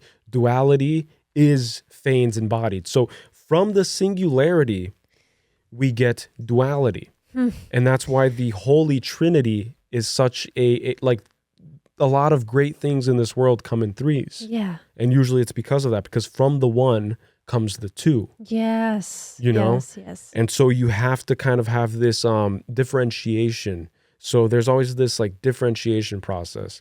And that's back to the whole Plato ideal of, are we born a blank slate? Or are we born with this like intrinsic understanding that with existence we unlock through experience? Yeah. So which one, like what comes first, the chicken or the egg? And the answer to that is obviously the egg. Yeah, and that makes a lot of sense. It has to be, because the chicken hatches from an egg. So it's like, it's so ironic, right? How do you get a individualized person, a person who is awakened, without having the process of incubation? Like you have to have the training camps for basketball. It's like saying a butterfly can come without metamorphosizing from its cocoon. Yep. That's really interesting. And then even in the other creation myths where it talks about how like God created man using mud and kind of molded using dirt and mud and these elements of the earth, I think that's just a beautiful poetic way of saying that we are deeply connected with with everything that there is, with the dirt, with the sand, with the water, everything is kind of interconnected, everything. Everything is. And I mean, it's proven through things like, what our bodies are made of even, and the idea of like empty space and stuff and matter, like empty matter and it's... Dark energy, dark matter. I do have something on the whole Fanes thing, which you're talking about, but I need to find it because Put your glasses on. No, I don't need it. No? But hold on a second. Sorry, because I'm like... No. Yeah, go. I don't know why I get so out of it, But there's no need because you're doing great. But let's see. Wait, sorry about that. I had an idea about the whole Fanes thing because you said that he is like a light bearer, right? Yeah. And he hatches from an egg. The cosmic egg. And what if like this kind of might not make sense, but I had wrote something about what if he was actually, let's see if I can like word this correctly here. You could also read too. Like you could read and then just go deeper off of a point because I've organized my notes in bullet points. But essentially the idea is that what I wrote is, what if Phanes, the light bearer born from the cosmic egg, was actually the code that unlocks the universe's genetic structure? When Phanes emerged, he didn't just bring light, he brought the blueprint for every galaxy, every star, every living thing. The universe is built from Phanes' light, which is not just metaphorical, but an actual genetic code written in photons, creating everything from the building blocks of matter to conscious beings. Oof. So it's like coding, which is why in the Matrix there's the coding, right? There's the, it's ones like, and zeros. Yeah. Which is just an easier way to understand it, but it's an idea nonetheless. Yeah, and we have genetic codes too. Yeah. So each person has a set of codes. You have epigenetics. Yes. You have DNA coding. Yeah. Yeah. And it's all a spiral too, right? Like the DNA structure, the fundamental structure that makes us who we are is in a spiral format, according to scientists, right? And that itself is interesting. Have you ever seen that thing? Which I don't know if this is a hoax or if it's actual scientific discovery, but I once read this article that showed this mind-boggling image. I don't know if they forced it into that kind of form and into that image. Maybe they did. Maybe they manipulated it in order to get that image. But they basically have a picture of two photons together, and they form the exact yin and yang symbol. Wow. Which is balance. Yeah. Right. But I don't know if that's real. Like, I don't know if it's actually legitimate. But that makes sense. And there's the whole idea of like how things are in motion. And then when the human eye perceives it. Oh, yeah. That's the double slit experiment. Oh, the man. The observer effect, which ties into this. Yeah. Is that in the beginning, right? In the beginning or in space, in the void, everything acts as a infinite wave structure. It's kind of infinite potential. It's not defined. There's no form. There's nothing. Solidity. There's none. Yeah. It's just layers and layers of potentiality, right? And then the idea with the double slit experiment is that everything is at a base level or at its base state in this state of potentiality. And then you have, I think it was Schrodinger's cat, which is this experiment that leads one to contemplate. If you see a brown moving box, like a brown Amazon box, and it's closed, and somebody told you that there might be a cat in there. Yeah. It's this idea that if you don't ever open the box, then there's no cat. Yeah, like it's not there unless you Only when you open the box. observe it, yeah. And you observe it and you go with the intention and expectation of there being a cat in there, then the cat is going to be in there. Yeah, which we've talked about too, right? Like when you're inside of your bedroom, whatever's outside of your bedroom closed door doesn't exist until you open the door, and, you know, kind of like it's a very complex idea, but it doesn't exist like perceptionally until you're observing it or until you kind of are experiencing it essentially, right? Yeah, and then even when you are experiencing it, they say something along the lines where you perceive the image upside down, and then your brain has to process the image because light is perceived in a way that's completely... So basically the world is upside down, but everything is upside down, but then our brain corrects it and like makes it make sense according to gravity or in alignment with gravity. Yeah. So the brain is this supercomputer that takes in input and generates the output, and the output is the perception of the input. And so it's like, it's infinite and there's no escaping it, right? But then everybody's experience with that is subjective. It is, yeah. Yeah. I have to pee. You have to be? Okay. Yeah. And we are back from the pee break, and I am back from peeing because I always have to pee because I have a small bladder, and yeah, my bladder is the size of this egg, and it cannot retain any water, and so we had to pee. And I also needed a pep talk because I was getting into my head again, because I feel like I don't have much to say on these topics because Caley's brain is very complex and his understandings of things are very deep, and I don't have as deep of an understanding, but that's okay because I'm the knucklehead that you guys might be here for. You guys might be here for senseless nothingness, which I can provide, but if you're here for the complex ideas, there's also that too. And then that's the beauty of this podcast, is that you could kind of get the best of both worlds, just like Miley Cyrus and Hannah Montana. And Caley is the Hannah Montana. I'm Hannah Montana? Yeah, you're the Hannah Montana. You're you get on the stage and you're ready to go and you're ready to perform and you're ready to sing for the world. And then I'm the Miley Cyrus. That's kind of like the shadow, the underdog. It's kind of like, my dog. you know, you like, I'm the one with the brown hair wig. But then at the end of the day, we're one and the same. Yes.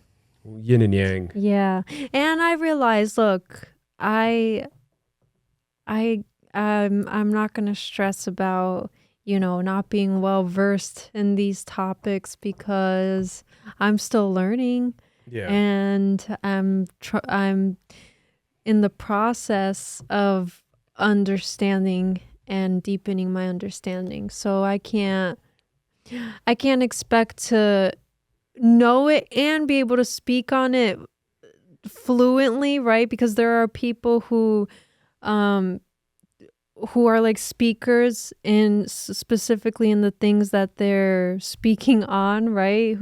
Experts who give speeches, yeah, and like teach it and stuff. It's like, but they've spent the time to understand the concepts fully, you know? Which is my case. Like, I've told you that I've always been an introvert, right? So I've always kind of sought these more exotic ways of thinking, these different ideologies, and I always sought out things that were maybe opposites to what I was conditioned to believe to be true. So I always was a fan of philosophy. Like I told you that in high school, which is my biggest flex, I think, of my whole life, is that in high school, I never studied for a single philosophy test in Portuguese, a single one. And every single philosophy test, every single one, I would get 100. Oh my gosh. 100 across the board. And I wouldn't like prepare for anything. I wouldn't even know what the topic was about until I read the prompts for the essays and for the questions, like the actual questions themselves. And so I've always been this type of person who would improvise. Like I've always been good at improvising. Even when I was speaking in Portuguese, I tried my best. I was very creative comedically, like amongst my friends. I was always the funny one that would say the thing that nobody's thinking about.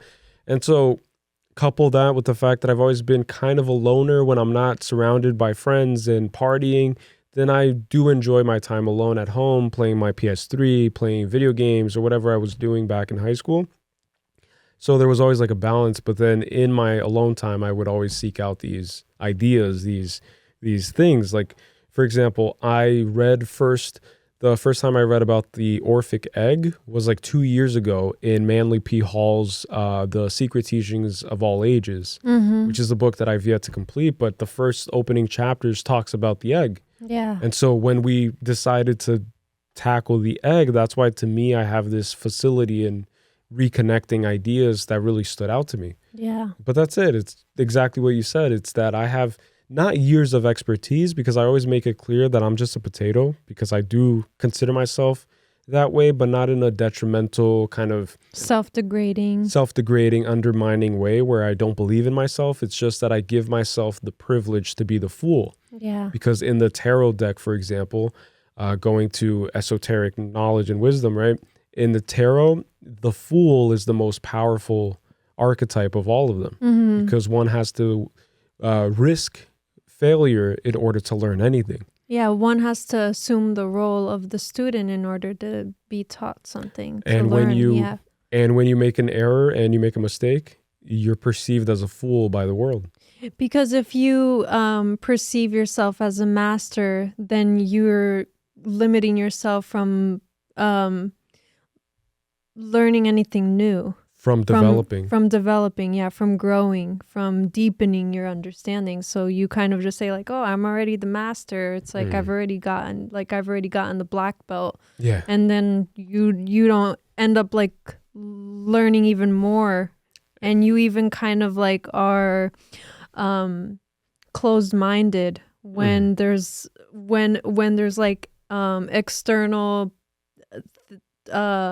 nuance. Yeah, kind of like challenging or even trying to add to what you understand, because you've already taken the role as the master. So you always have to assume the role of a student. You're always a student, never the master. Always the student, never the master. I think that once you start believing in yourself as being the master of anything, of any modality, jiu-jitsu, artistry, photography, filmmaking, once you assume that you've become like you are finalized, you've reached this end product and you've become the end result, then just like you're saying, like your ego convinces you that you can just plug both ears and just go la la la la la, I'm a black belt, I'm the greatest, I'm the master. But the world, the fundamental essence of existence is change, right? The only constant thing in life is change itself. So if you're not constantly learning and growing and moving with the universe, with the rhythm of the planet, with the, with the shaman, I think it's called like shaman resonance, right? It's the earth shamanic. Yeah. It's like a shamanic resonance. Yeah. I don't know, but there's the resonance of the earth that scientists were able to measure. I guess it's the vibration, whatever. But if you don't move in the rhythm of life, flow, be like water, my friend.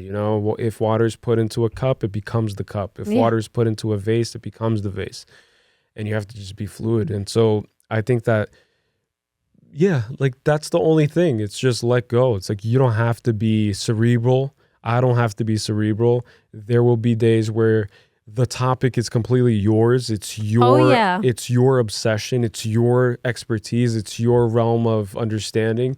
And then I'm just here trying to like grapple and just grasp at straws. I'm trying to keep up. I'm like, oh my God, I don't know what she's talking about. I'll have those moments too. And no, my topics won't be makeup and hair, okay? It's like, the only things I can speak on, guys, is Starbucks and makeup and hair and nails. Don't worry. And a white mocha. I feel, I don't even drink coffee. I don't even drink Starbucks or anything, but it's funny. She's incredibly bright, but there's just that like battle with the self and the limiting. Like it's so funny too because it's so I'm inside of the egg. Exactly. Like it's so characteristic of the episode because you're embodying and showcasing in a very vulnerable way that's kind of atypical, right? Most people don't really do this on camera, but you're expressing your vulnerabilities, your insecurities. You're not, forcing me to like erase everything and like delete this podcast and stuff because I don't like how I look. You're learning. Like both of us are learning. Like I don't feel deep down that this is a perfect episode for me. I felt like I made a lot of like jumblings and a lot of crisscross and tying different knots together. I don't even know if any of it makes sense, but the intention is to do a show. The intention is to come on camera more consistently and to engage and interact with people who have a vested interest in what we think of and how we perceive things. And we want to do that and not take that for granted, but like not come on here and just talk about ourselves in an egotistic way. It's like, oh, like what's my favorite sandwich and what's my favorite topping on a pizza? It's like we want to come on here to share with you guys our lives. It's like how we perceive everything and how we view ourselves and the struggles and the difficulties and the limitations and the many demons that we've had to conquer in order to even get to the position where we're comfortable enough to show our face on camera. Like most people, if you point a camera at them, they run away, you know? So it's not easy to do this. It's really not, because I've done it with other people. I've done it with like different guests and a vast array of people from different walks of life. And the common denominator has always been that it's very intimidating. Yeah, nerve-wracking. Yeah. Nerve-wracking because it gives you that idea of permanence. And because the cameras are filming constantly, it gives you that idea that you can't mess up, that you can't slip and you can't stumble. But when you look at it from the macro, which is what we're, you know, coming to these discoveries off camera with our own spiritual development, macro, every micro little worry becomes oblivious. It's like just like your own existence. It's a little grain of sand in time. You're lucky to make an imprint wherever you can as a human being. Most people die and live a life that was never really lived, you know, like they never make a dent, you know, like shake things up a little bit. Yeah. It's like what you talked about with like vulnerabilities and stuff. I think that what you said, because I've always been a better writer than I've been a speaker, and I think that the reason for that, or part of the reason, is because when you're writing, you're free to make mistakes and kind of correct them and fix them. But when you're speaking, it's like the minute the words are out there, you can kind of try to digress your statement and redo it, but they're already out there. And so, and you take your time writing. I feel like you can take your time speaking, but then in this setting, you can't take too much time to speak. Like you have to be able to, you know, be quick and witty. It's like be kind of, you know, you don't have to light on your feet a little bit, though, because if you're heavy in like trying to make statements, then you're gonna stay. Flow. Yeah, you're gonna be stuck. And that's where I kind of find myself sometimes. And I think it's because I've always felt a little bit like my speech was always something that, like, growing up was very microanalyzed, where it was like, why are you smiling when you say that? Or like, why is your voice inflection doing that thing? And like, you know, and then I just got in my head a lot.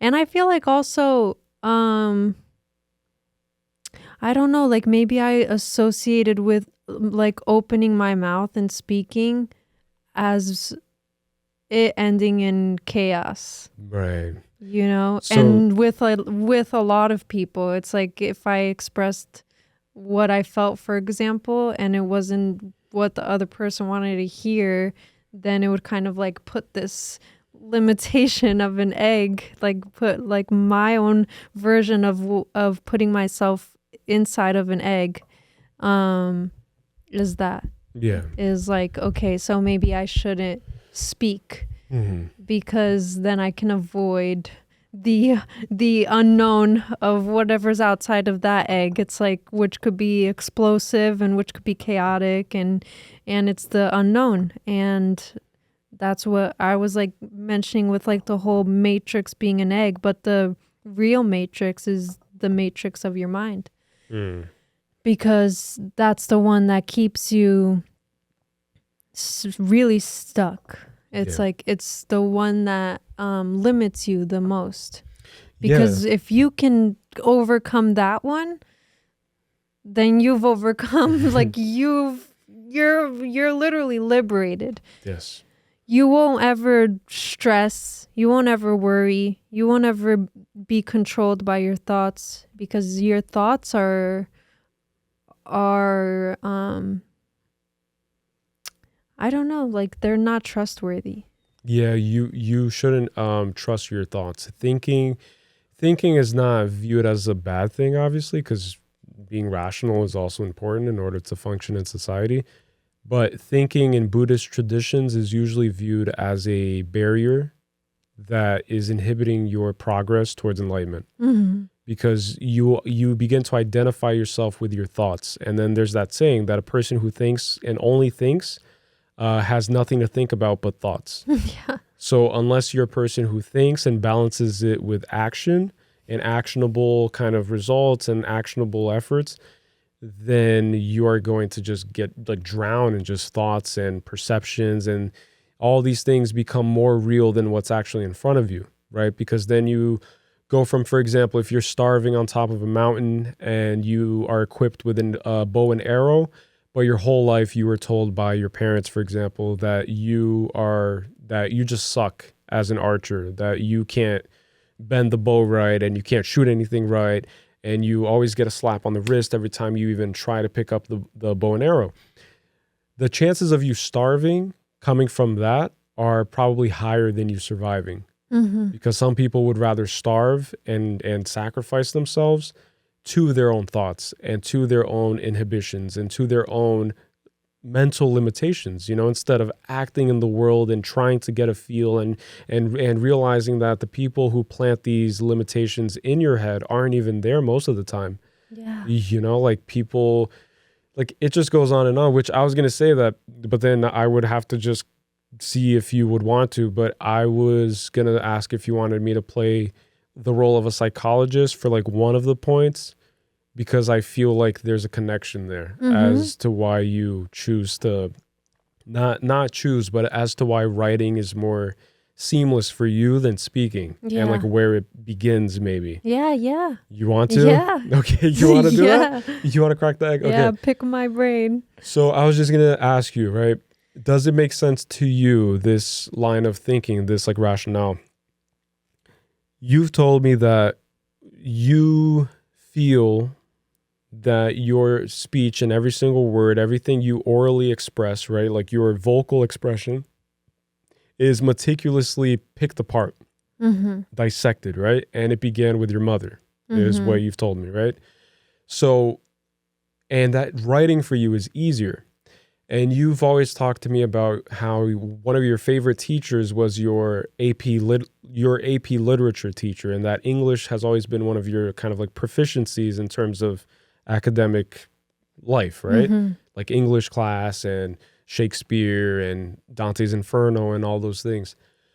So is it because when you would write, you knew that the person who was evaluating your ability wanted the best for you? Yeah. And not to say that your mother doesn't want the best for you, but what she would do is a lot of projection, right? It's projection of her own inefficacies, inadequacies that are unresolved that get projected onto the child. And that's a age-old idea, right? It's as old as time. The abused becomes the abuser and the cycle repeats itself.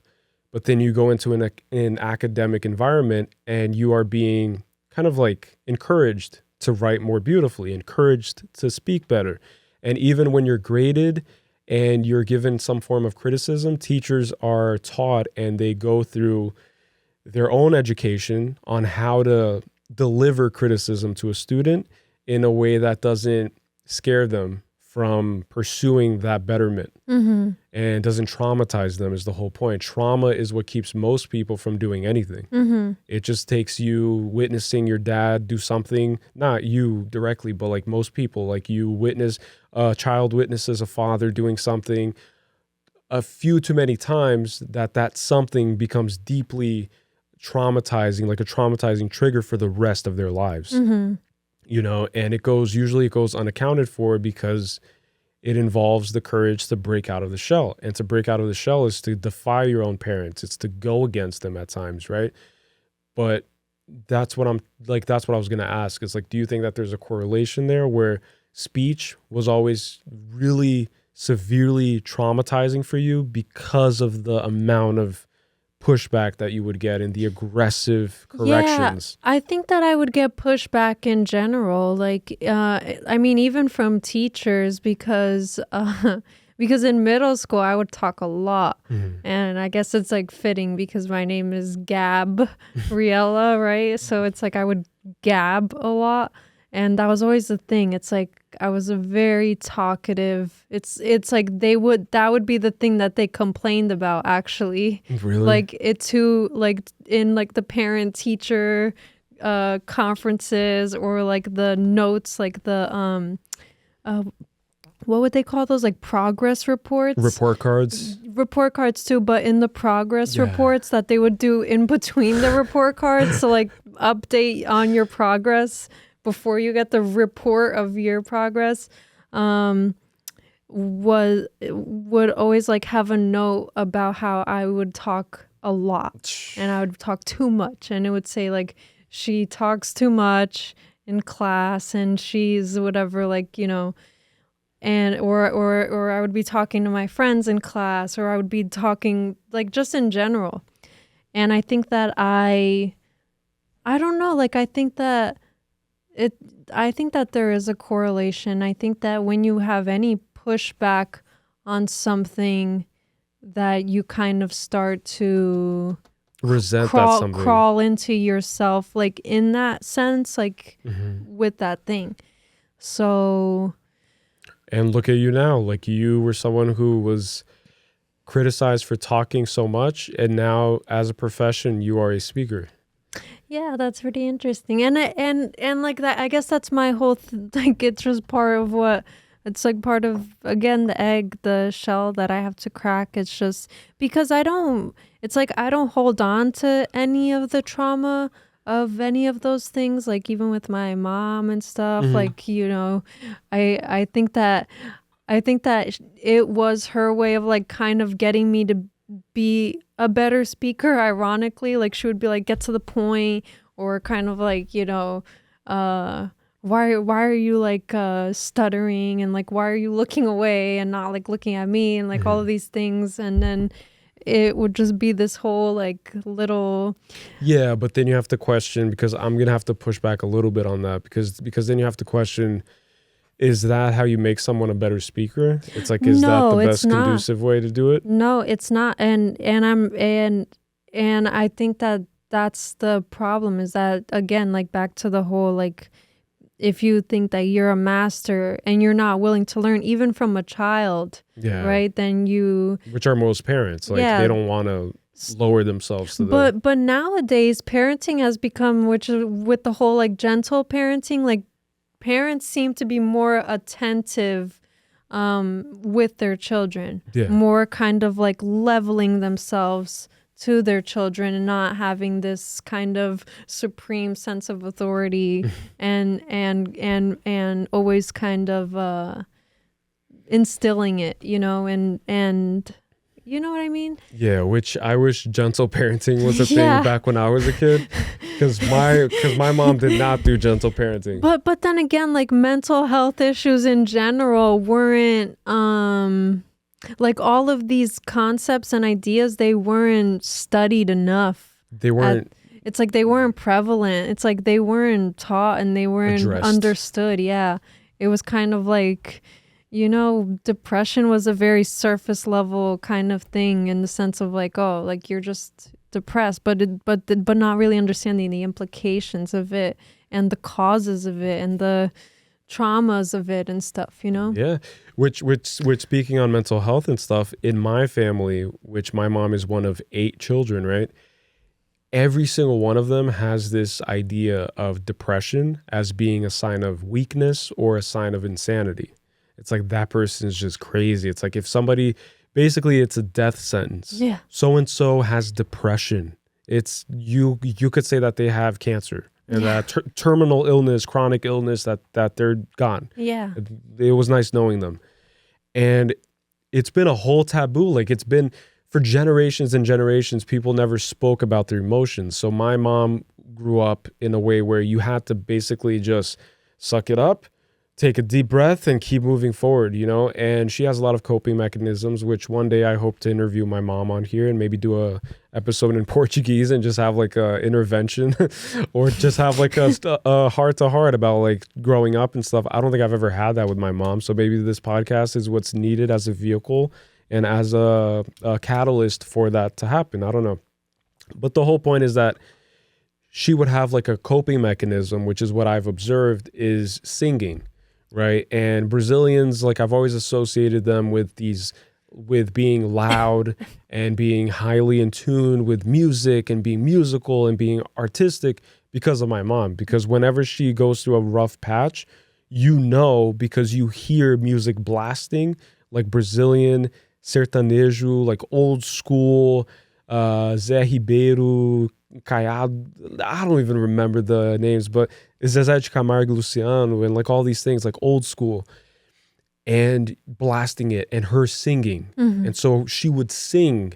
And then that's a whole other episode, which I want to eventually touch on, is music. Yeah. It's like, what is music? Yeah. You know, like, is it just what we experience it today as entertainment, or has it always had a deeper implication in terms of, you know, the music of the spheres and ceremonial music, shamanic rituals.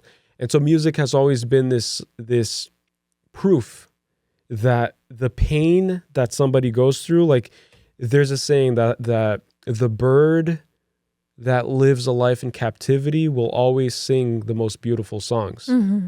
because it's songs of freedom. And freedom has always been the most virtuous and the most valuable thing, freedom. Yeah, I think Maya Angelou has a book called Why the Caged Bird Sings. Yeah. But I never read it, but I know the title of it because it's very, you know. And J. Cole has a song called Caged Bird. Yeah. I think it's Dreamville, right? Yeah. Like they came out with a song, which is one of my favorite verses from J. Cole. Beautiful, beautiful. Bob Marley talks about singing like a caged bird, you know? And yeah, like there's something about the pain is my point. So the pain is what makes the artist.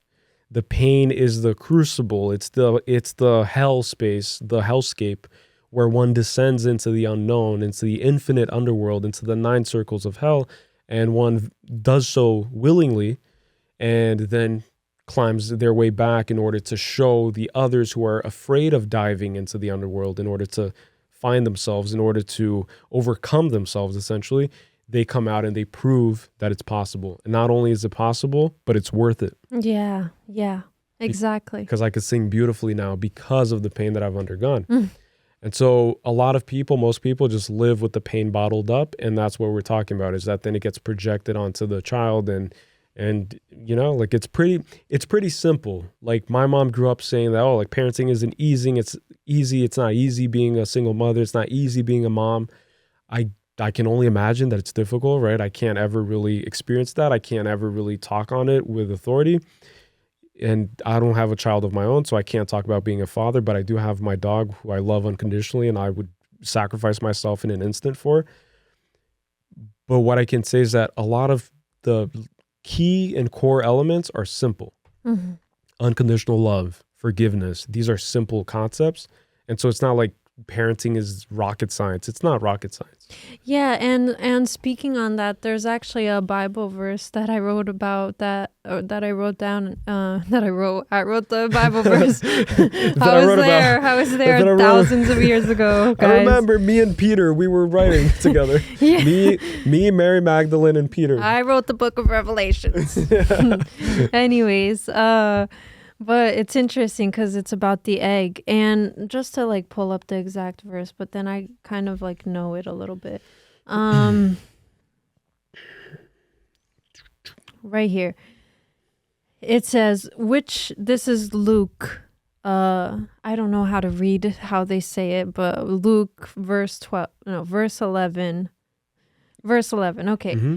Which of you fathers, if your son asks for a fish, you will give him a snake instead? Or if he asks for an egg, will give him a scorpion?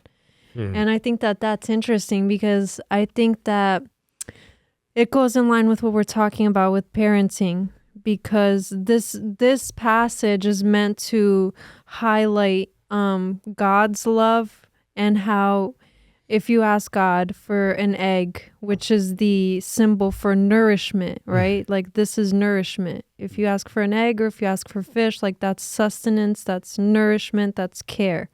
And then if instead you gave the person a snake or a scorpion, which is supposed to represent harm or danger, right? In place of giving them nourishment.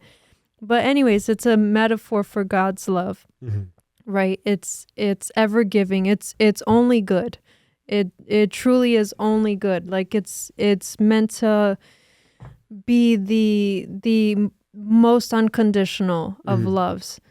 And then it's supposed to also be a call for parents, which is why it's asking, like, which of you fathers, when your son asks for a fish, would give them a snake, or asks for an egg, would give them a scorpion? So it's like how, like, kind of like giving them something to reflect upon, if that makes sense. And then you have to think about being deeply aware of what you offer your child. So when your child, if you think about it this way, even without having to blatantly ask, right? If your child take like physical, for example, like just focusing on the physical. If your child asks you to feed them and you deprive them of food, right? Or if you're, or rather, let me take it a different step. You could take your time too. Like there's no such thing as awkward science or awkward science. Yeah. Awkward science. All science is awkward. Science is the most awkward thing. But for example, look, a home is meant to be a safe space, right? And that's just what is kind of expected for a child. It's like you're giving them a place of safety and security, and then if instead you made it a place of danger, then you're not acting in the way of a parent. And I feel like it's what you're saying. It's like very core kind of like essence. Can I tag it? Yeah. Because I think I know exactly what you're saying, is that the environment for development of the child has to be conducive towards like pushing boundaries, has to be in attractive aspect, right? So if you raise a child in a home where you convince it that around every corner is a venomous snake, then the child isn't going to venture throughout the house. The child is probably just going to limit itself to whatever immediate surrounding it has, because it's been told that there's a snake around every corner. Or if you yourself are what's the word I'm looking for? Limiting? Manifesting that into their lives. Like if you're the scorpion. Yes, that's what I'm saying. Okay, go ahead. Sorry. That by planning these ideas that there's a snake around like every corner because of what you've been fed by the parent.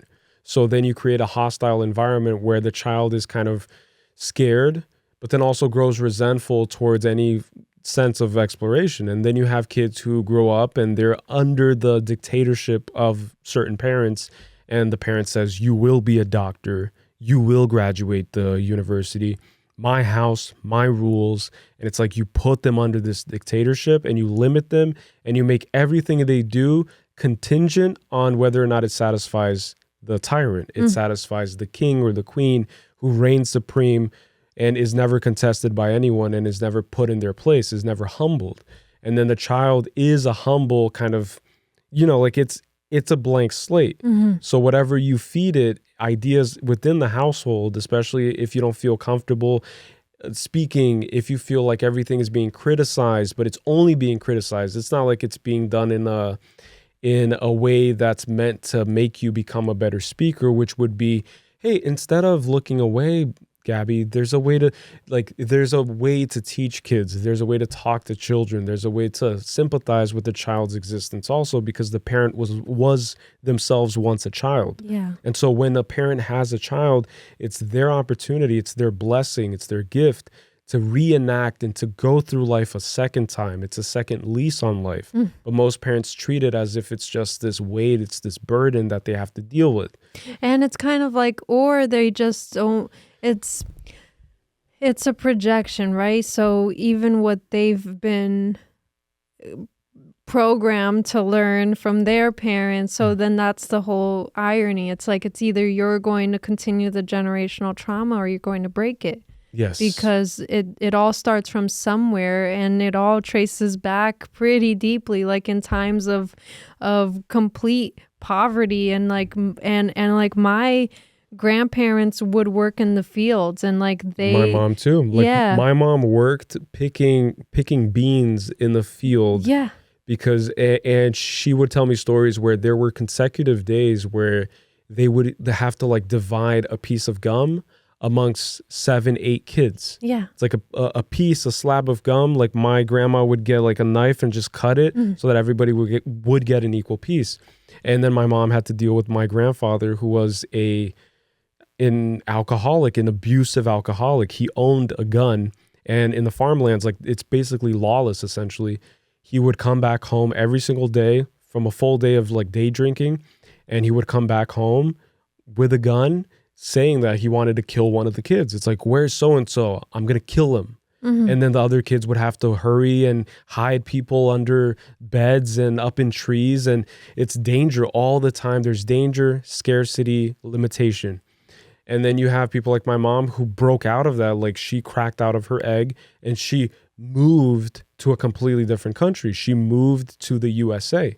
So she got out of Brazil, kind of escaping something. And that's when you have the whole idea. It's like, it's a curse, but it became a blessing. Because if it wasn't for that, I wouldn't be here doing a podcast maybe. I would never have met you. Yeah. So everything's a necessary evil. But the whole point of it is that grandparents are not evil. Grandparents are not bad people. But they are dragons in the family lineage. Usually there's like a series of different new levels, new devils type of thing, right? Like there's different dragons. And if it's left unacknowledged and unaccounted for, certain behaviors, certain traditions that have become traditions or hide under the guise of tradition, but it's really just abuse and just trying to retain power, you know, like, oh, like we have a tradition where grandpa sits at the head of the table. Why? Yeah. It's like, that's just like bullshit. It's just ideology. It's just control. It's manipulation. It doesn't bring everybody more together. It instills a sense of fear, which they use to seek respect from you, to demand respect from you. It's like you have to demand it from a child. Like you don't gain it. So then kids just grow up in this little hierarchy and this little totem pole of different political whatever.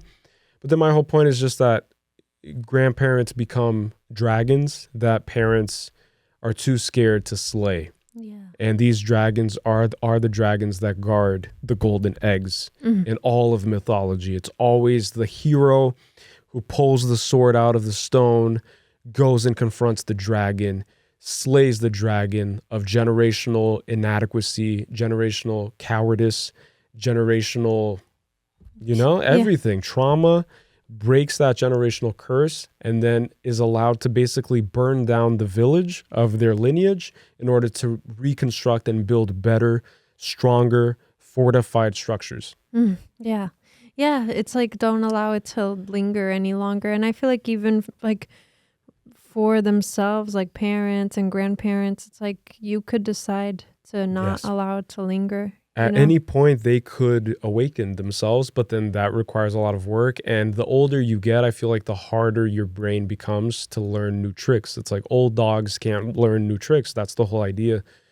But so it would take a strong hammer to crack the shell, essentially, as you mature, as you grow older. I think it becomes stone. And that's what I think I think that's what the whole hero's journey involving Medusa kind of like represents. Medusa is the gaze of the snake, of the Ouroboros, of the cosmic serpent that encircles our solar system and serves as a threshold guardian for those to kind of like seek, like expand beyond the limitations of whatever we perceive. So it's the Ouroboros, it's infinite time, it's a loop, it's regeneration, it's renewal. That's what snakes represent. Snakes have always represented the transformative aspect of the human understanding. And so in the beginning, when it was Adam and Eve, the generator of life, the one who holds within her the potential for creation, was the one who sought the Ouroboros and sought to communicate with the ideas and the knowledge of existence first. And that's what kind of allowed them the privilege, I'd say, to be kicked out of paradise, because paradise is not sustainable. Yeah, and like that's the whole concept. Like in spirituality, like the fall is necessary. Yes. And it's funny because like you could take something as simple as like the story of Humpty Dumpty, right? which is like a very short story. It's a nursery rhyme that is also universal. And it's ironic because they portray him as an egg, but he was never portrayed as that. Really? In the beginning. No, it What was was never he? specified. Like it was never blatantly specified or displayed as him being an egg. But then over time, people just associated it because they were like, oh, he fell and it's like he cracked like an egg. But the story is very short. It's Humpty Dumpty sat on a wall. Humpty Dumpty had a great fall. All the king's horses and all the king's men couldn't put Humpty together again. Wow. Right? And that's it. That's the story. And it leaves it just very kind of Vague. like very open to interpretation at the end. It's like he's just broken now.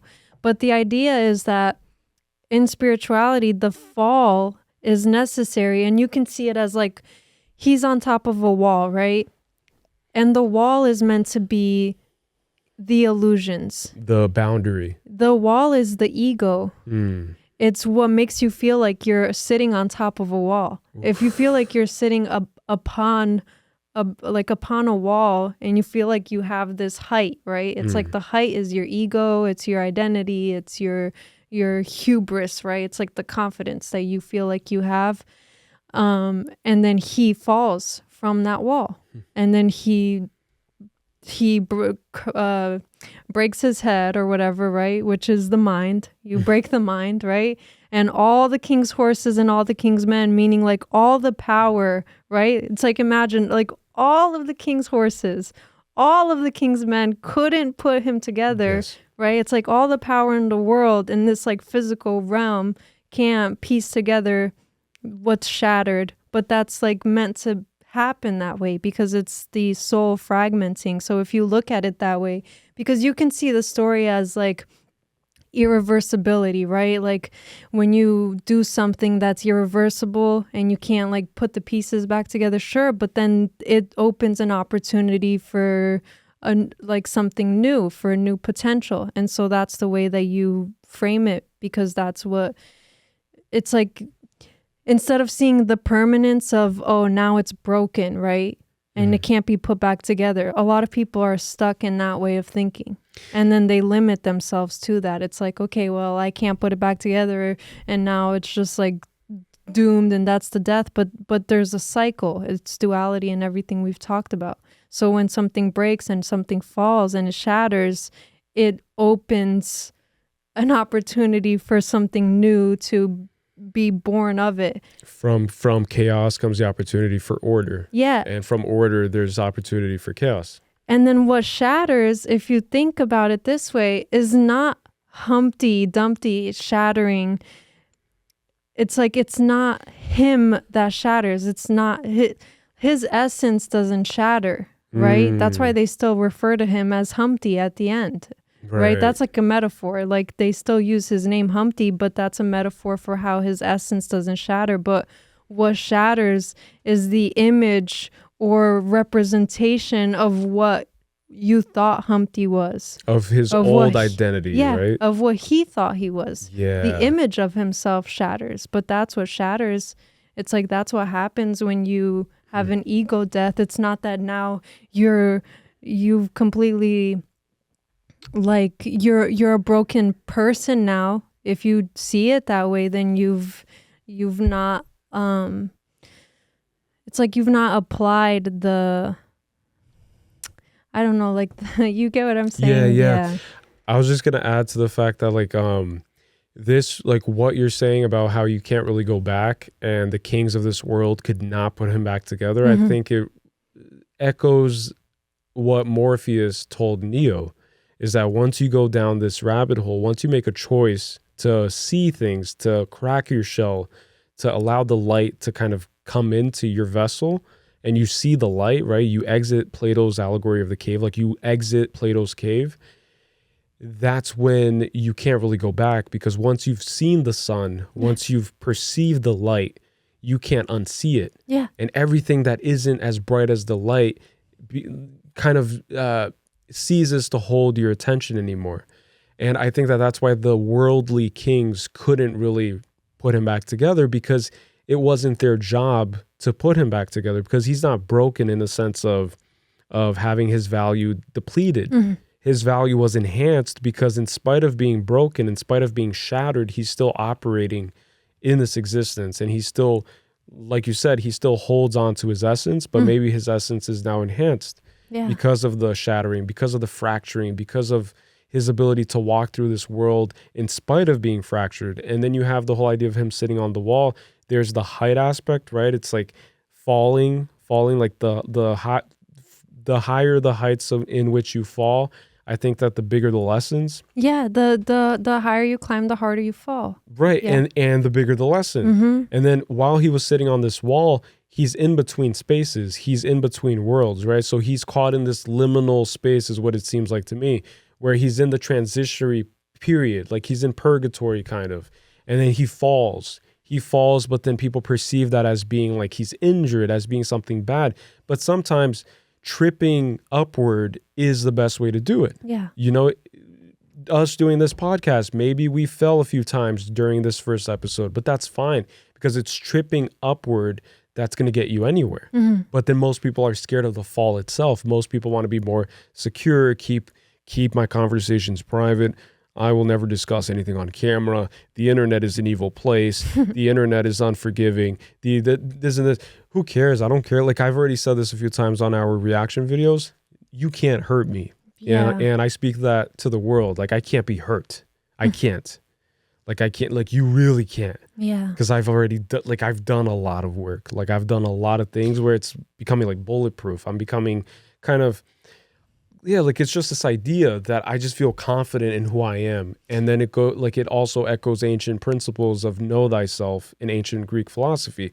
Above most temples was that saying, before ye enter here, know thyself. Yeah. And in knowing yourself and knowing the microcosm, the first experience, which is existence, you are able to better grasp anything that's outside of you. So the macrocosmic scale becomes more attainable, more, you get what I'm following? Yeah. I feel like that's exactly it. It's like once you've overcome yourself, because that's the greatest obstacle, then everything else is kind of like, it's not always like very simple, obviously, but it is much simpler. It's like, because I think the self is the greatest obstacle. I think that everything becomes more simple. It does, but I'm saying it could still feel.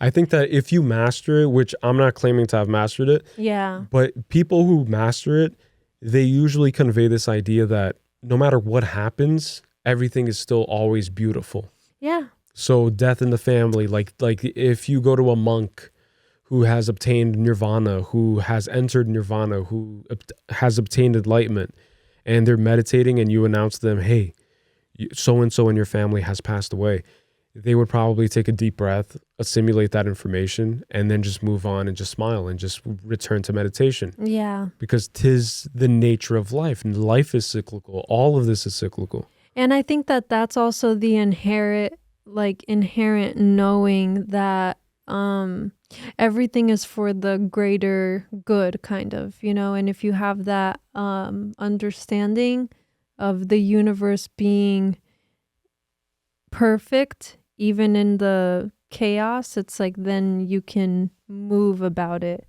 very seamlessly too. Everything is for my benefit and growth. Yeah.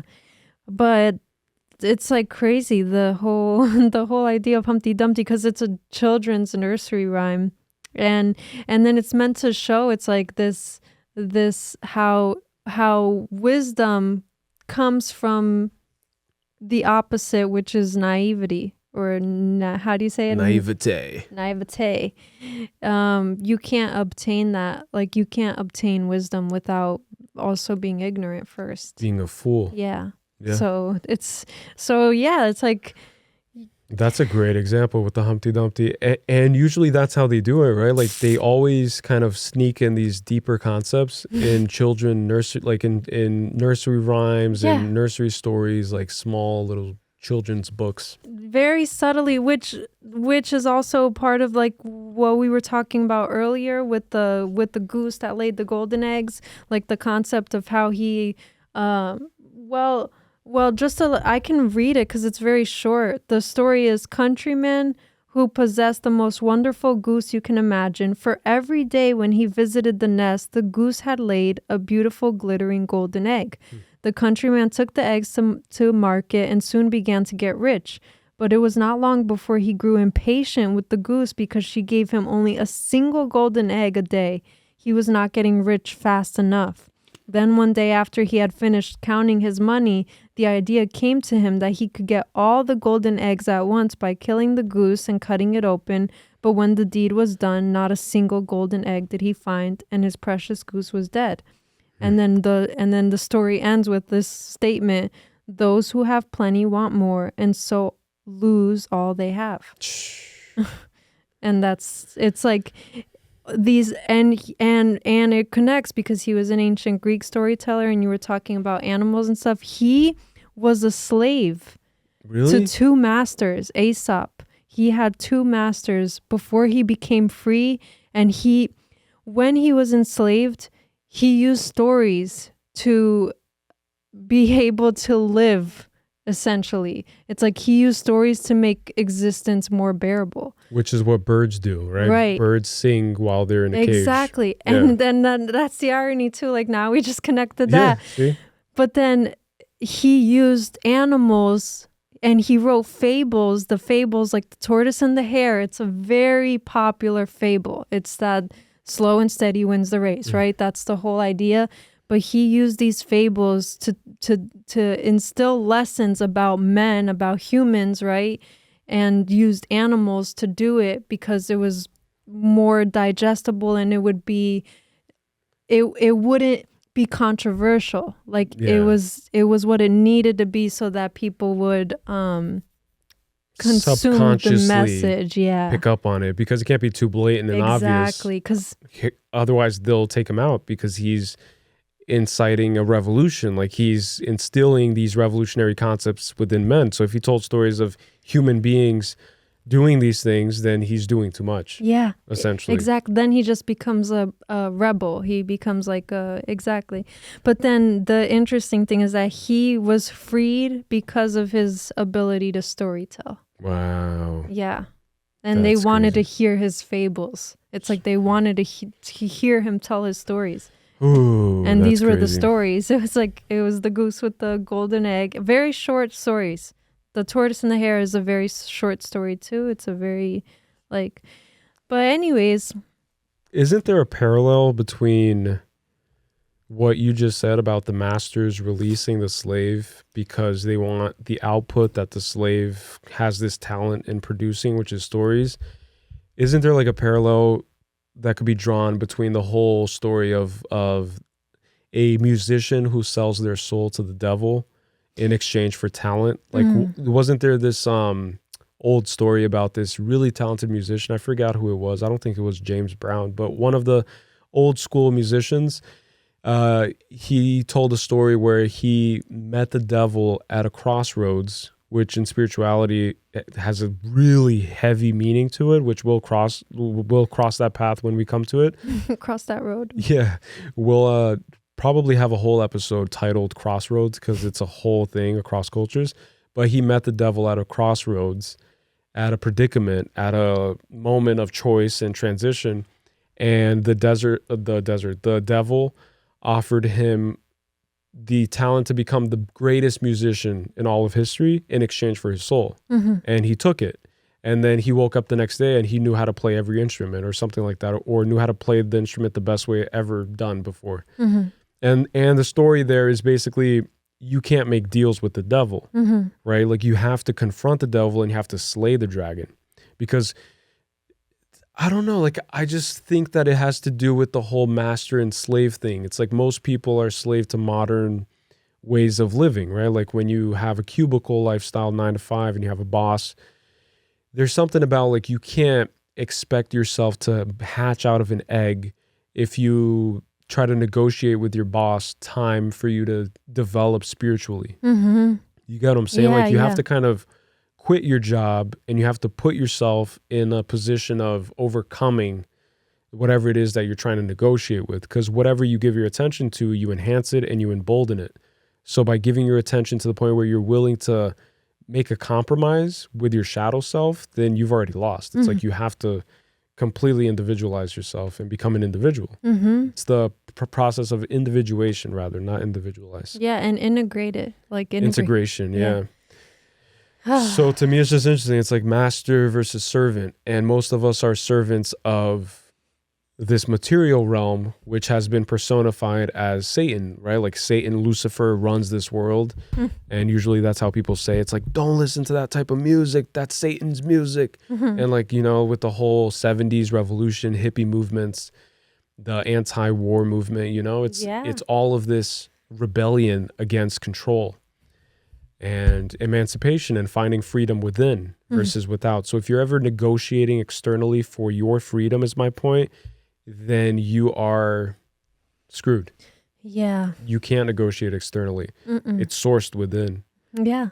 It's like you can't, if you're inside the egg, you can't ask someone to crack it for you, you know? It's like if the chick asked the hen, like, hey, mom, could you sit on me so that I can hatch? Yeah, but it's not. It's like you have to do it on your own. Yeah. Like realistically.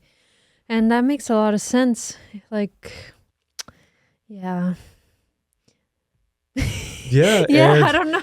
And we could end it right there. Like, we can just like call it like, you know, like this is the pilot episode. Do you have anything else to say? Yeah, I did want to share this one last thing. Go. Because we're talking about eggs, and I feel like everybody knows eggs as being a source of food, right? It's like it's one of the staple breakfast items, and in a lot of cultures, it's not just a breakfast item. Like, it's not limited to being just for breakfast. But it's interesting because it's considered nature's perfect food because it has all 9 amino acids essential for your body. 9. All 9, which is funny. And it has every perfect, like, it has protein, it has nutrients, it has the essential fats, and it's just perfect. Like, it's been coined nature's perfect food.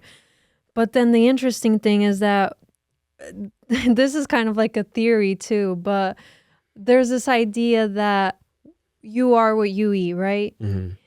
But what if what if what you eat had the ability to expand your consciousness? Like you embody the attributes of what you eat. Yeah, so just to like get into it a little and explain it, eggs have a nutrient called choline, right?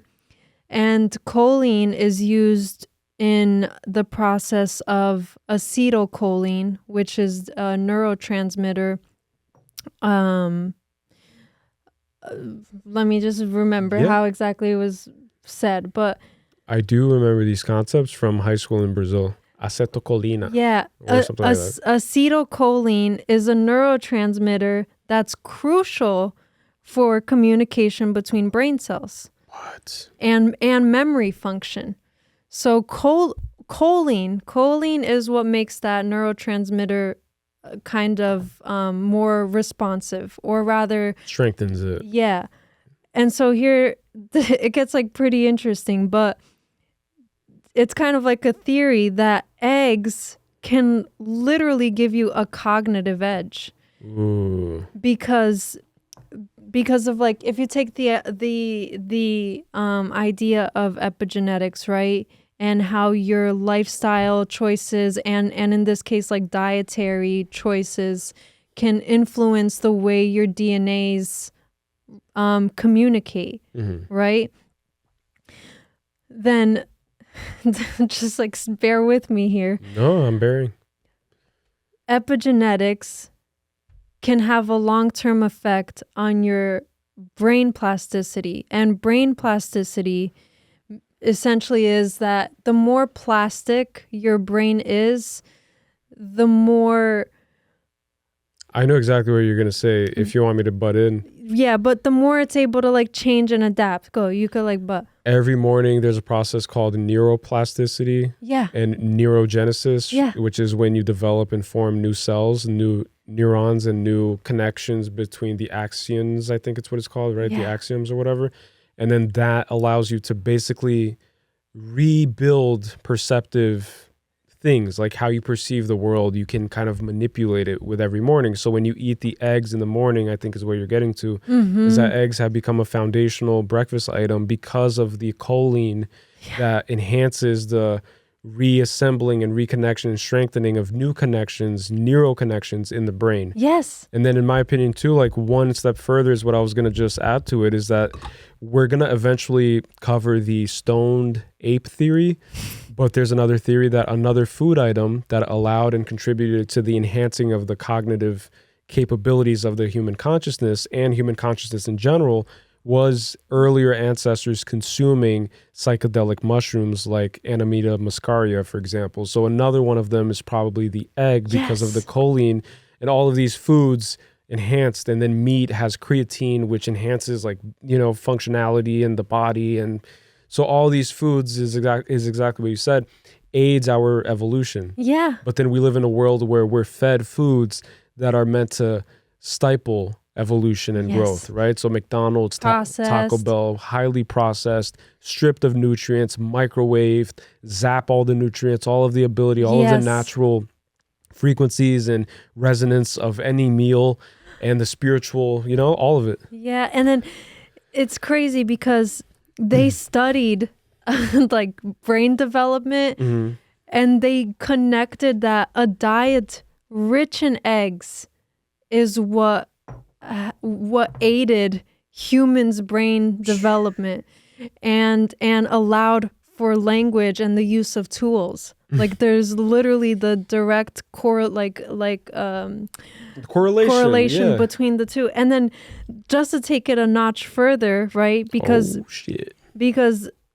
the choline allows for the acetylcholine, which allows for your brain cells to communicate better and strengthens your like memory and your focus and even your creativity. Like it's like all of these things. It optimizes your cognitive function essentially. Like it's biohacking. But to take it a step further is that there's this concept, right? And it's kind of like considered a fringe theory, which is it's a little bit unorthodox. Yeah, unorthodox when especially in like the scientific field. But there's a fringe theory and it's called morphic resonance, and it was coined by Rupert Sheldrake, right? And it suggests that memory fields connect all living things and that food itself can carry memory. And so when you're eating an egg, this is going to sound so crazy. When you're eating an egg, you're tapping into the ancient wisdom that has been passed down from the chickens through generations. Like that's what's being passed down in all the food, but we're talking about an egg in this case. So the ancient chicken's memories are being brought to you, right? And you don't even realize it, but subconsciously you do. And like that's what it is. It's like that's why your cognitive edge is strengthened through certain foods, and why they say like there's certain foods that you eat that allow your brain to function more properly. And then there's other foods, just like you're saying, processed foods and stuff that kind of put you in this like sluggish, like limbo, not really sharp, right? That's why they have cereal for breakfast. It's sugar, and why they always say that kids like who go to school early in the morning should have breakfast is the most important meal of the day, right? But that's why they talk about like the nutrients and stuff. But then to connect it all is this whole like morphic resonance. It's just it's like hard to No, but it makes all the sense. And can I add something to it? Yeah, go. Is that what you're saying may be fringe science and like understanding in the scientific community, but it like I've done my research into looking at ayahuasca rituals, and I think I even told you this once, where a prerequisite for most rituals in most places where they conduct it with a shaman present and with guidance is that they recommend weeks of a strictly vegan and vegetarian diet, essentially.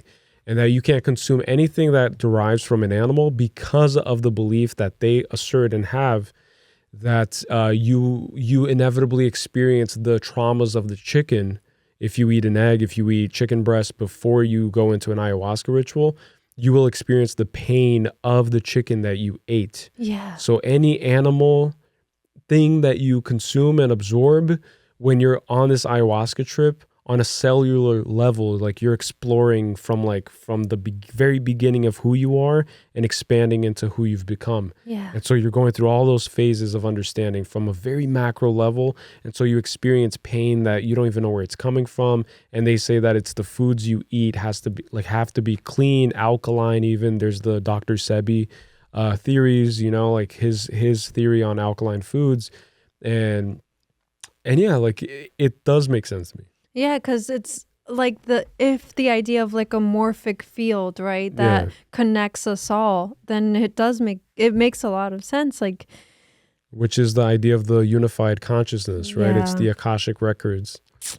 And I'm trying to see if there was like anything else about it, but like about that specifically. But essentially it's that like information can be transmitted, right, which is what you're saying too, like suffering, the information of suffering can also be transmitted through consumption. And so yeah, that's really trippy to think about, generations of it, which is what we were talking about with like generational trauma too, like that goes back to generations and generations and generations before anything that we can comprehend, but we're assimilating all of it. And what if the fact that the egg is the perfect food, what if it's the fact, like what if the intention of the egg naturally by the creator, the all, or by simply nature, is to guide us back towards this understanding, towards the fundamental essence of existence, that everything comes back to the egg. Yeah. And so what if the egg's genetic information, the knowledge that it has to instill within us when we consume it, is gearing us towards expanding our consciousness into the infinite existence, which is the reality that we currently reside in. Yes. And then it's the idea of, again, like the human egg and the human embryo and the animal world and the egg, like everything is just interconnected, and the egg is basically giving you all the amino acids, all the keys to each level of understanding, each hell of Dante's Inferno, the 9 amino acids. And then it allows you to break past the 9 shells of your own individualized egg. Yeah, that I can't even say it better. It's like what if that's just, I don't know, like that makes me believe that, like that's why I believe that life is perfect. But you know what's interesting, that like I'm kind of like I don't know, maybe it won't like resonate, but it makes me wonder, right? Like, because they've created, and it's literally referred to as a simulated egg, which is the just egg. The just egg, the fake egg, right? My sister bought that once. Yeah. Yeah, but it's like it's made from mung beans, which is supposed to be also like very, like it's very nutrient dense, but it also has like other ingredients, but then it's interesting because they've literally created a simulated egg, and that's what it's referred to as. It's like there's a real egg and then there's a simulated one. It's made in a lab, the eggs that they do, because it's not just the natural ingredients, there's also the preservatives and stuff in it.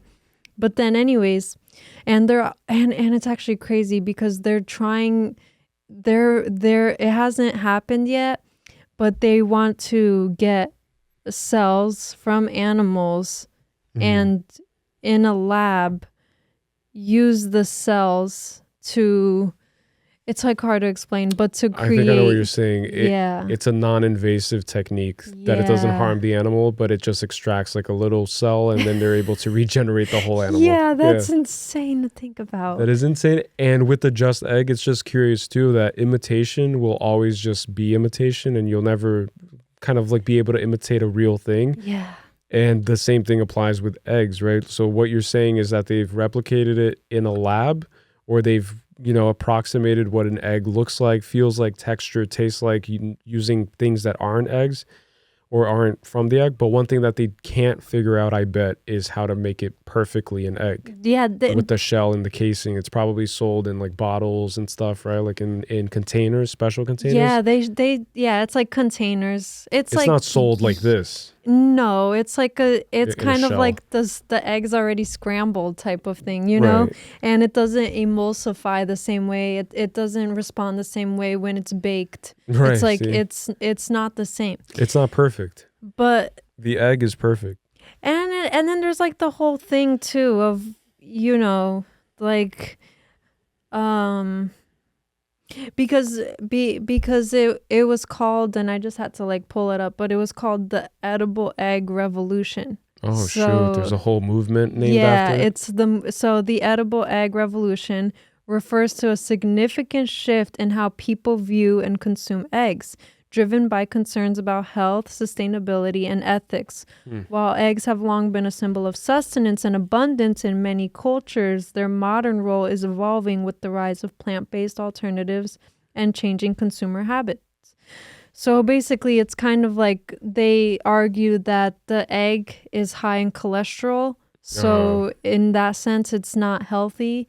And then they argue that also, with the mass production and land and all of those things that go into play, and the ethics of how the eggs are extracted and sourced, that it's not ethical. It's not ethical, yeah. It's inhumane the way that they're factoring or factory farms, essentially, right? Like there's a whole kind of like gray area too. Like I watched this documentary once where the guy was investigating what it means, free pasture raised, kind of like free range or whatever. And they find loopholes around all of it. Like one farmer got around it by simply opening a little sliver of like space that allowed for hundreds of chickens, or at least a few of them, to kind of like step outside into sunlight or into like a piece of the pasture while still being inside of the warehouse and the factory. And that is enough to be categorized as healthy, as free range. Yeah, but so like, I mean, like that's the whole thing too, right? Because I think that this, like, I don't know if I'm completely against it or for it. It's like, I don't know, because I don't have like all of the information, obviously. But I think that if you could source it in a way that it's not inhumane, which is like local farms and pasture raised and stuff, then why not, because then it's like, you have to do it either one way or the other. It's like if you're vegetarian or vegan, then you have to eat everything organic, because if you're not, then you're for kind of like lands becoming infertile, soils becoming infertile. Right. Because they spray pesticides and they use like all sorts of things where over time that soil loses its ability to fertility. Yeah. And then on the opposite side, it's like you can't eat these eggs, right, without the implications of all of those chicken that have no space. They're crammed together. Like, that's where these eggs come from. These The like white Costco ones. These like mass produced, like you could get them in a pack of 60. Like that's what these are. And for then $10 or something crazy, like $5. Yeah. But that's why organic, and it's ironic too. It's like the things that are good for us and good for the environment cost more, right? Cost more because it's supposed to make it more difficult for most people to obtain that level of privilege. Because then everybody, like, it would be a win if everybody could afford organic vegetables and fruits, and then they chose to follow that diet, and then everybody could afford like pasture raised eggs, and then it's like there is no need for all of because I feel like there's mass production because of overconsumption. Yeah, for sure. It's not because we need need it. Overpopulation. It's high demand, but then I think a lot of the demand gets manipulated. I think that there's a lot of lobbying too. Yeah. Like you have to consider the political implications, which is a whole different podcast. Like there was a time in history when doctors were recommending cigarettes to pregnant women, talking about all the benefits of smoking. What? That's crazy. Prescribing a pack of cigarettes because Marlboro and cigarette companies were lobbying in Congress, like having sit downs with the presidents in order to manipulate laws and coerce different, movements of society. So everything is always going to gear towards the governing of the mente, which is government, right? Mm-hmm. The menci is mind. It's Latin for mind. Yeah. So to govern the mind, that's what we are under, the government. Yeah. So we look to the government in order to know what to think, what to deem to be natural, what to deem to be healthy, what to deem and what to believe. And the government is always going to abuse the power because power always leads to corruption when it's not balanced, when it's not with a real intention. And then we have this popularity contest, which is a 4-year cycle of let's elect a celebrity to be the president, a billionaire, a controversial person, or this person or that person. And we have these periods and the person stays there for 4 years. You can't do anything in 4 years for your own personal life. Most people have a tough time transforming, making significant changes in their own lives within 4 years. And now imagine somebody who has the helm of a country for only 4 years and is expected to bring all these changes, and all these promises are supposed to be fulfilled, which will never be the case. And so we are like children who are looking up to our legal parents and our legal guardians and our leaders. And we just live in a world where the idea of being led towards a better future is just not profitable. Yeah. And even they're just puppets. Of it's course. like even their power is fragile and vulnerable. It's like that's what power in this realm is. It's like it's not as like long lasting and enduring as people think, and like that's why all of those strong civilizations like the Greeks and the like ancient Greeks and ancient Egyptians and stuff, those crumbled. Yeah. It's like all great you would empires. think they would have withstood the test of time, the test of anything and everything, but it just goes to show that power in this realm is not what it seems, and people live in fear because of the idea that it's above everything. It's the main authority, and it's but that's not the case. And I actually have like a Bible quote about that too, which is the Bible is crazy. Like in a great way though. with like value and stuff, yeah. Like I'm not saying it's crazy in a negative way. Like it's crazy. But can I add a thing before you say it? Yeah, go. That to what you're saying is that power, like man-made and man-controlled power, isn't real. And that's why in Harry Potter and in Lord of the Rings, we see them kind of like letting go of power. Yeah. So they let go of the ring, and they have to sacrifice the ring, and they have to break the Elder Wand, and they have to throw it into the river. And that's usually how it goes, is that do you have power to let power go? The person who is able to let go of power is the most powerful person in the universe. Yeah.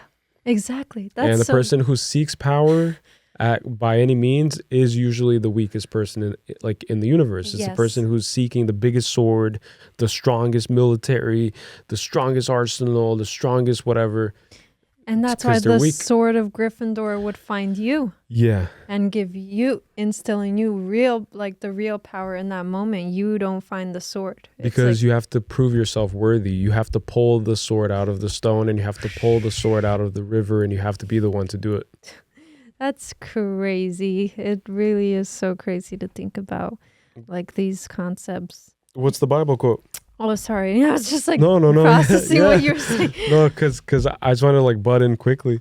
It's Isaiah. But anyways, we'll like wrap it up too. It's Isaiah verse 10. It says, "As one reaches into a nest, so my hand reached for the wealth of the nations. As people gather abandoned eggs, so I gathered all the countries. Not one flapped a wing or opened its mouth to chirp." And this passage was after the Assyrians had fulfilled in the Bible the Lord's purposes in punishing Judah and the northern kingdom of Israel. And the Lord would then go to destroy the Assyrians because they became inflated in their power of what they did, right? In seizing control of the Israelites. And then the Lord would go on to destroy the Assyrians as well because of their pride and wickedness. And then it just goes to prove like how easily power is seized because it's compared to abandoned eggs. That's how it's treated. It's like you can just go to the nest, retrieve the abandoned eggs that are there because they're there vulnerably. And that's what we see countries doing, right? With colonization and stuff. That's how it was treated. It was like you would just take over the lands and take over its people as if they were just these abandoned eggs. By force too. By force. And then the idea though is that just as easily taken that people do that, imagine that tenfold on a grander scale where physical, the earthly power is as fragile and human strength is just this illusion kind of, it doesn't hold a candle to the ultimate power, which is out of our control. You know what I mean? Yeah. But yeah. Oh, that's trippy. It's like these fragile systems, and we have this idea that we've learned to glorify and decide that heroes are those who take advantage of opportunities that usually are not on an even playing field, right? So it's like when a country invades another country, usually it's done in the dark of the night while everybody's sleeping, which is the story of the Trojan horse. Like you give somebody a gift, but within it are mercenaries and highly specialized soldiers who are on a mission to murder everybody in that house who has received the gift while they're asleep. Yeah. So that's the equivalent of stealing candy from a baby. It's stealing the egg from the nest. It's venturing into the den of the lion when only the cubs are present, and then deeming yourself to be a conqueror of lions, to have conquered a lion. But really all you have done is conquered a cub. Yeah. But then you distort the narrative and you tell all your people, all your population, and that's what we see in North Korea, right? It's like they literally have their like World Cups and stuff, and everything is contorted into making it seem that North Korea wins everything on a global scale. So they've won every World Cup. The supreme leader is freaking God. So to just like further assert themselves, like that's it. Yeah. It's control the narrative, and that's what the government means. Govern the minds, the mente. Mente is Portuguese for mind. Mente is Latin, I believe, right? For mind. So you have a choice though. Free will is, humans have a universal right to freedom today, right? Like that's what the UN stands for. That's what everybody tries to protect, even if it's completely corrupt at this point. But the whole idea is that you can choose to either follow a structured, organized method of being in a disorderly, chaotic universe, or you can just give yourself fully to the rhythms of the chaos and find peace and solace on an individual scale, and then take the responsibility of developing structure into your own hands and then, like living a life that way. And there are people who live off the grid, self-sustained, don't pay taxes, just completely out in the wilderness in a remote area, hunting every day, chickens, raising animals, and just living in solitude, but living in perfect bliss, perfect harmony with nature. Yeah. Which is the best way to do it. I think it's the illusion, like it's like the idea that you have security because of all of the order and the rules and the structure, but all you're doing is sacrificing all of your freedom essentially for the illusion of security. Yeah. Because you're not even secure. Like you call the cops after something happens, and yet you have to pay an insurmountable amount of taxes in order to sustain the police force and everything, And that's not like me looking down on the police force. It's just saying that if something happens in the moment, it's happening in the moment, and you don't have the government there to protect you. And it's just you versus whoever's trying to rob you, whoever's trying to do whatever. Yeah. So it's you versus whatever's happening. And so the illusion gets shattered in those moments. And that's usually what,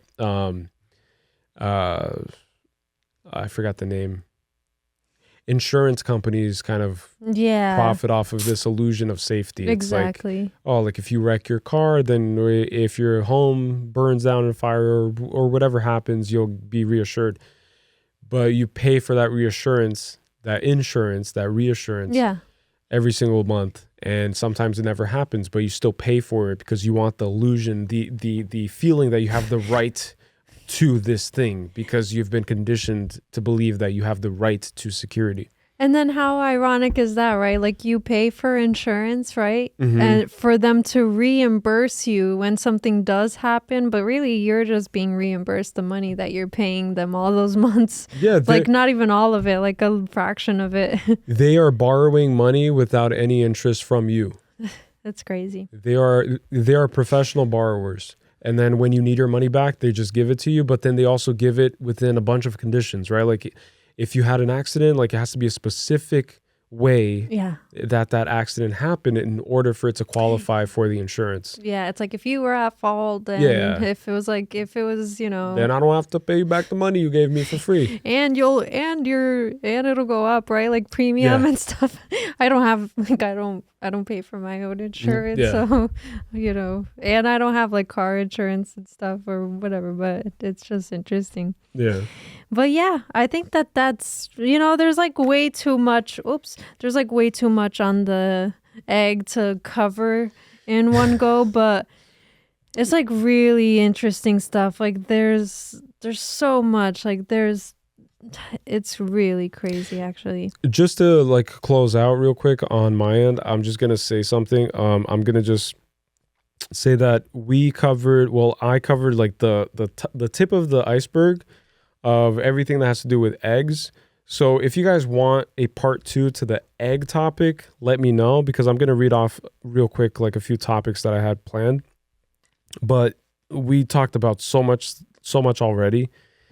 For example, Christianity, the egg in Easter, right? The egg as resurrection and redemption. There's the red egg of Mary Magdalene, right? That after Christ resurrected, Mary Magdalene, there's I think it's an Orthodox it's an Orthodox tradition. There's a myth where Mary Magdalene, after Christ had risen, Christ appeared first to Mary Magdalene. Yeah. So she was the first to see the risen Christ.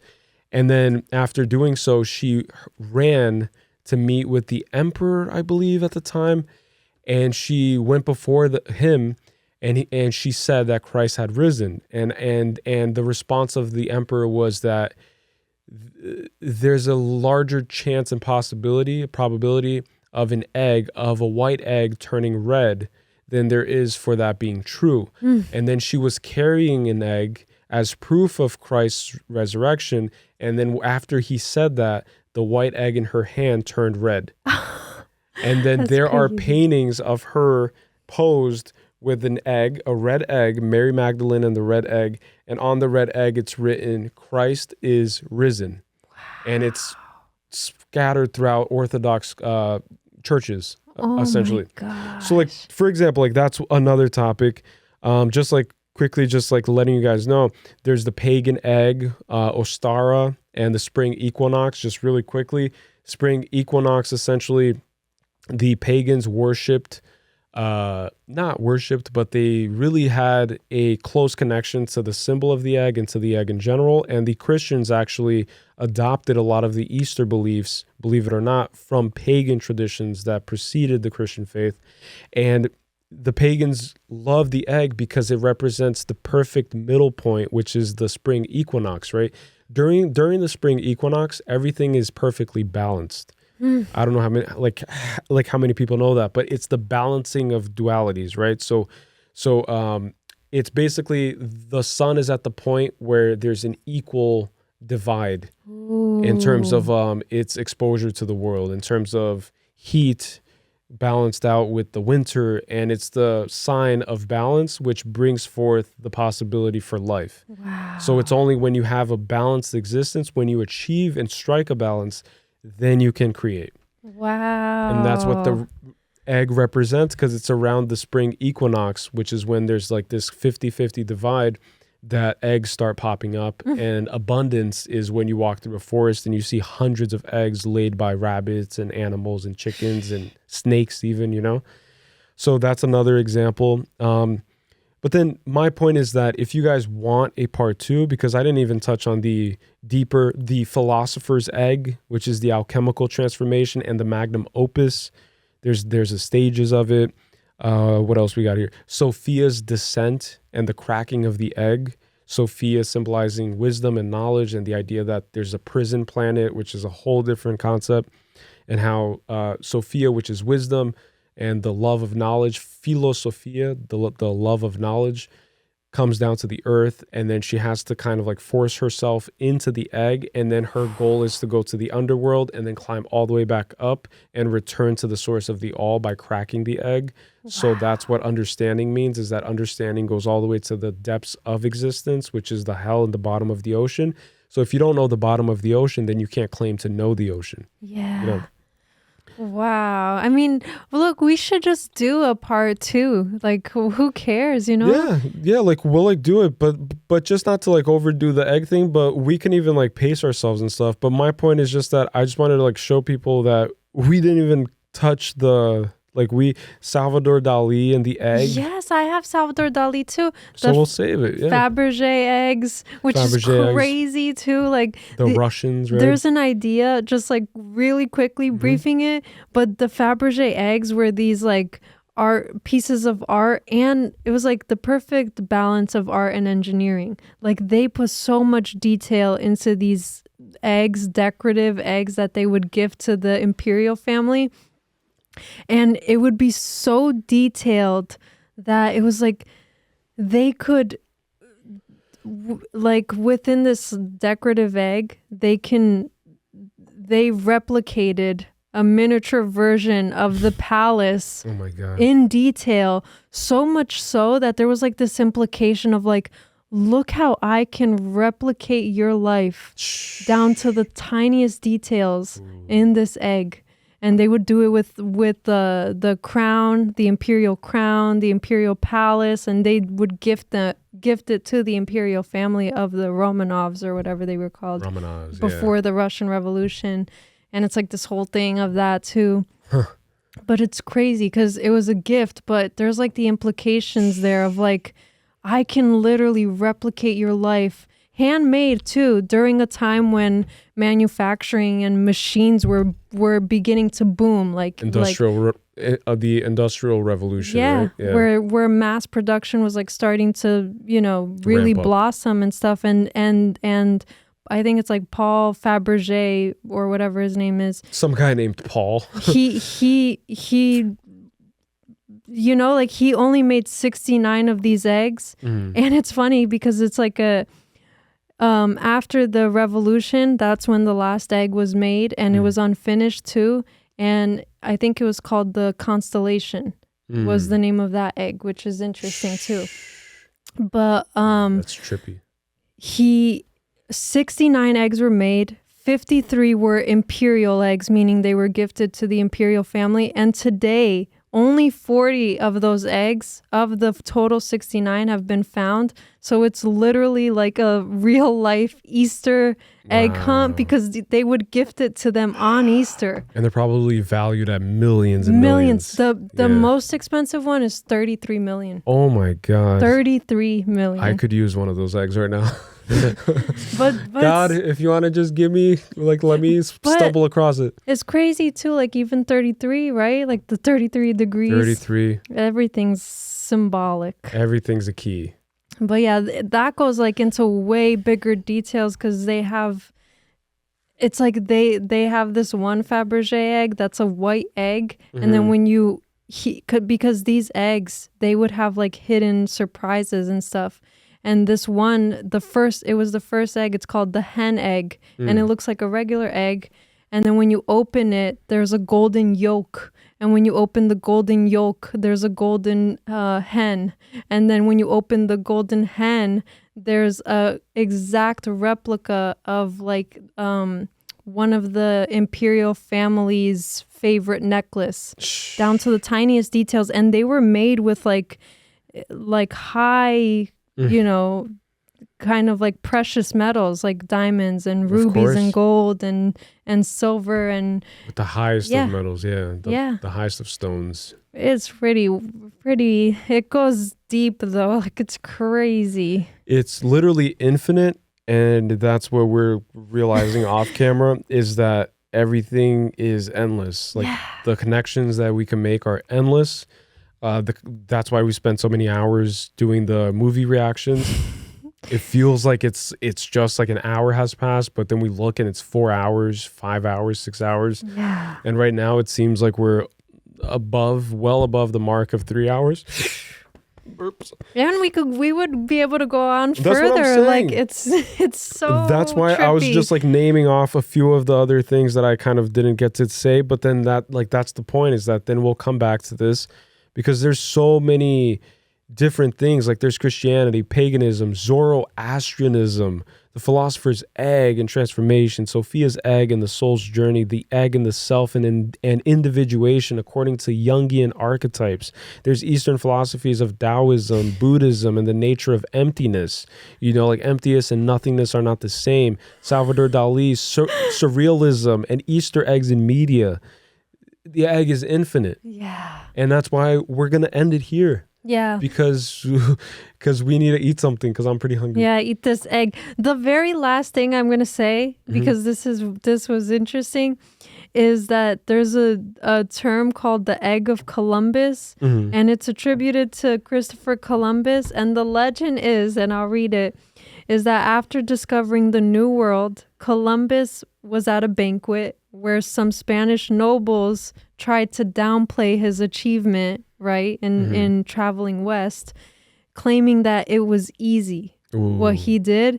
And then he didn't. In response, he challenged them to take an egg, stand it upright, and just make it stand upright. And he challenged them to do that. And they all failed, right? And then he gently tapped one end of the egg on the table, cracking it slightly to create a flat surface so it could stand. Wow. The message, once something is done, it seems obvious and easy. Oof. And that's what the message was for that. And the story is supposed to represent like creative and outside thinking, like outside of the box thinking. Yeah. It's like you wouldn't think to crack the egg and like let it stand. But right. You're just going to keep trying. And then after the fact, you're like, oh yeah, that's easy. I could have done that. After the fact, like after the fact. somebody showed you how to do it. Exactly. But they had the idea though. It's like they had the creative idea. But yeah, that's just like a fun little nugget. You can't make an omelet without cracking a few eggs. Yeah. That's the modern interpretation of that. That's so funny. Yeah. But anyways, so we're going to go eat these eggs, and I've been sitting out for 3 hours. Yeah. It should still be good. Yeah, I'm like straightening my back and stuff. But yeah, guys, so thank you again for listening, tuning in. Please do give us some feedback. Let us know what your thoughts are on this episode. If you have made it up until this point, what's the magic word? The magic word is, what's like something to do with eggs? Omelet. No. No. It can't be too obvious. Comment. Comment. Let me see. Comment. Comment this, right? Because it's kind of cryptic and it's not too obvious. How about red egg? Red egg. Because that shows that you paid attention to the whole thing. Because I just mentioned it like flying, like just like by the way, kind of way. Red egg. Red egg, yeah. Red egg. Woo! And one last thing too is that another sign that you've stuck it until the very end and you've made it to the deep end of the podcast is every single episode. Everybody watching this right now has the opportunity to call into the show and to leave a voicemail, right? So you can leave a voicemail. I believe the limit for each voicemail is 3 minutes, but you can call multiple times. And if you're, if what you want to say kind of requires more time, you can do that. But you can call us. All we ask is that you leave a name. It doesn't have to be your real name. It could be, just fake name. But yeah, just like call us, communicate with us, talk to us, let us know what you're thinking, what your heart is feeling. You could ask questions, personal questions about the podcast, about reactions, about movies, about whatever you want to ask talk about. Tell stories, personal experience, anecdotes. Everything is open. Everybody is, welcome everybody because it's never wrong to be mentally gone. So this is the place for you to do it. And you can call us at the number 908. I'll say it again because she spoke over it. So just for clarity. I want to say it together. 908 340 6646. Again, that's 908 340 6646. That's the official Mentally Gone University phone line. It'll go directly to voicemail, but then we get notified when somebody leaves a voicemail, and it leaves a transcript too that allows us to better understand. And we will be playing your voicemails on this podcast and kind of reacting to it and kind of just addressing it as we go. Having conversations, because that's what we like to do the most with what we do. It's like have conversations with people. That's why we try to get to as many comments as we can, and why we take our time kind of really putting into the response of the comments, because we're having a dialogue, like we're sharing in dialogue with you. And I think that that's kind of the point. And nothing beats hearing somebody's actual voice. So having a two-way conversation can now be facilitated with this podcast. And we will get to as many voicemails as we possibly can in each episode. And anything else? Yeah, and if we wanted to just talk to each other, we would just do it off camera. but the whole point is to involve people in the conversation and to just expand. Yeah, it's just everyone connect and what do you know about eggs? Comment below. It's what is your do you have any crazy theories about eggs? Yeah. Do you have any thoughts, any out-of-the-box ways of looking at the egg? Yeah, and what's your favorite egg? Whatever you have to say about eggs, it's let us know. It could be simple, it could be complex, it could be everything in between, and that's it. It's and call us because we want to hear your voice, you'll hear yourself on the podcast, and it might be a trippy experience. It might be fun. If you feel a little intimidated, shy, leave a fake name. Nobody's going to know who you are. No, but crack your egg. It's leave a real name, a real first name. Put yourself out there. Yeah. Just like we are. If you're having doubts about calling in and stuff, it's just do it. Crack the egg. Just do it. Break your shell. Yeah. Break out of your shell. Break out of the shell that's making you feel like you can't do it. Because I started feeling that in the beginning of this episode.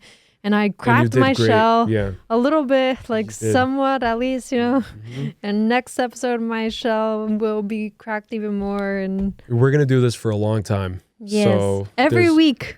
Every week. That's not a lie. Yeah. Because these are quicker to edit than the reaction videos. And these will be the intermediary kind of pieces of content where in between waiting periods for movie reactions, series reactions, we will launch these and kind of do a consistent posting schedule eventually, but try to grow into it as well. Yeah. And one thing that we're going to do, I just want to make it clear here first, that we are going to be doing gaming. Gaming, yes. So gaming is going to be done very soon, and I think that you guys are going to be in for a treat for that.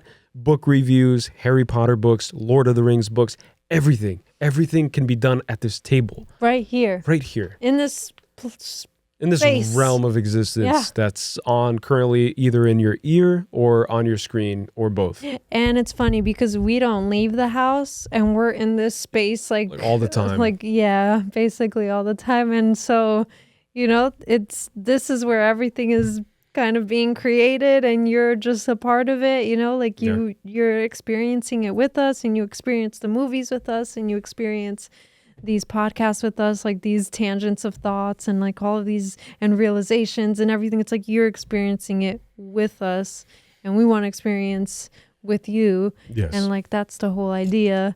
And yeah. And every episode topic will be kind of a mystery because we like to keep it that way. It's because my mom always said life was like a box of chocolates. And you never know what you're going to get. And for that reason, we're going to keep this podcast just like a box of chocolates. Yes. Let me see. Wait, ready? Wait, ready? Mm-hmm. Ready? Actually, no. You probably have the better version of it. Which one? Cue John Wick.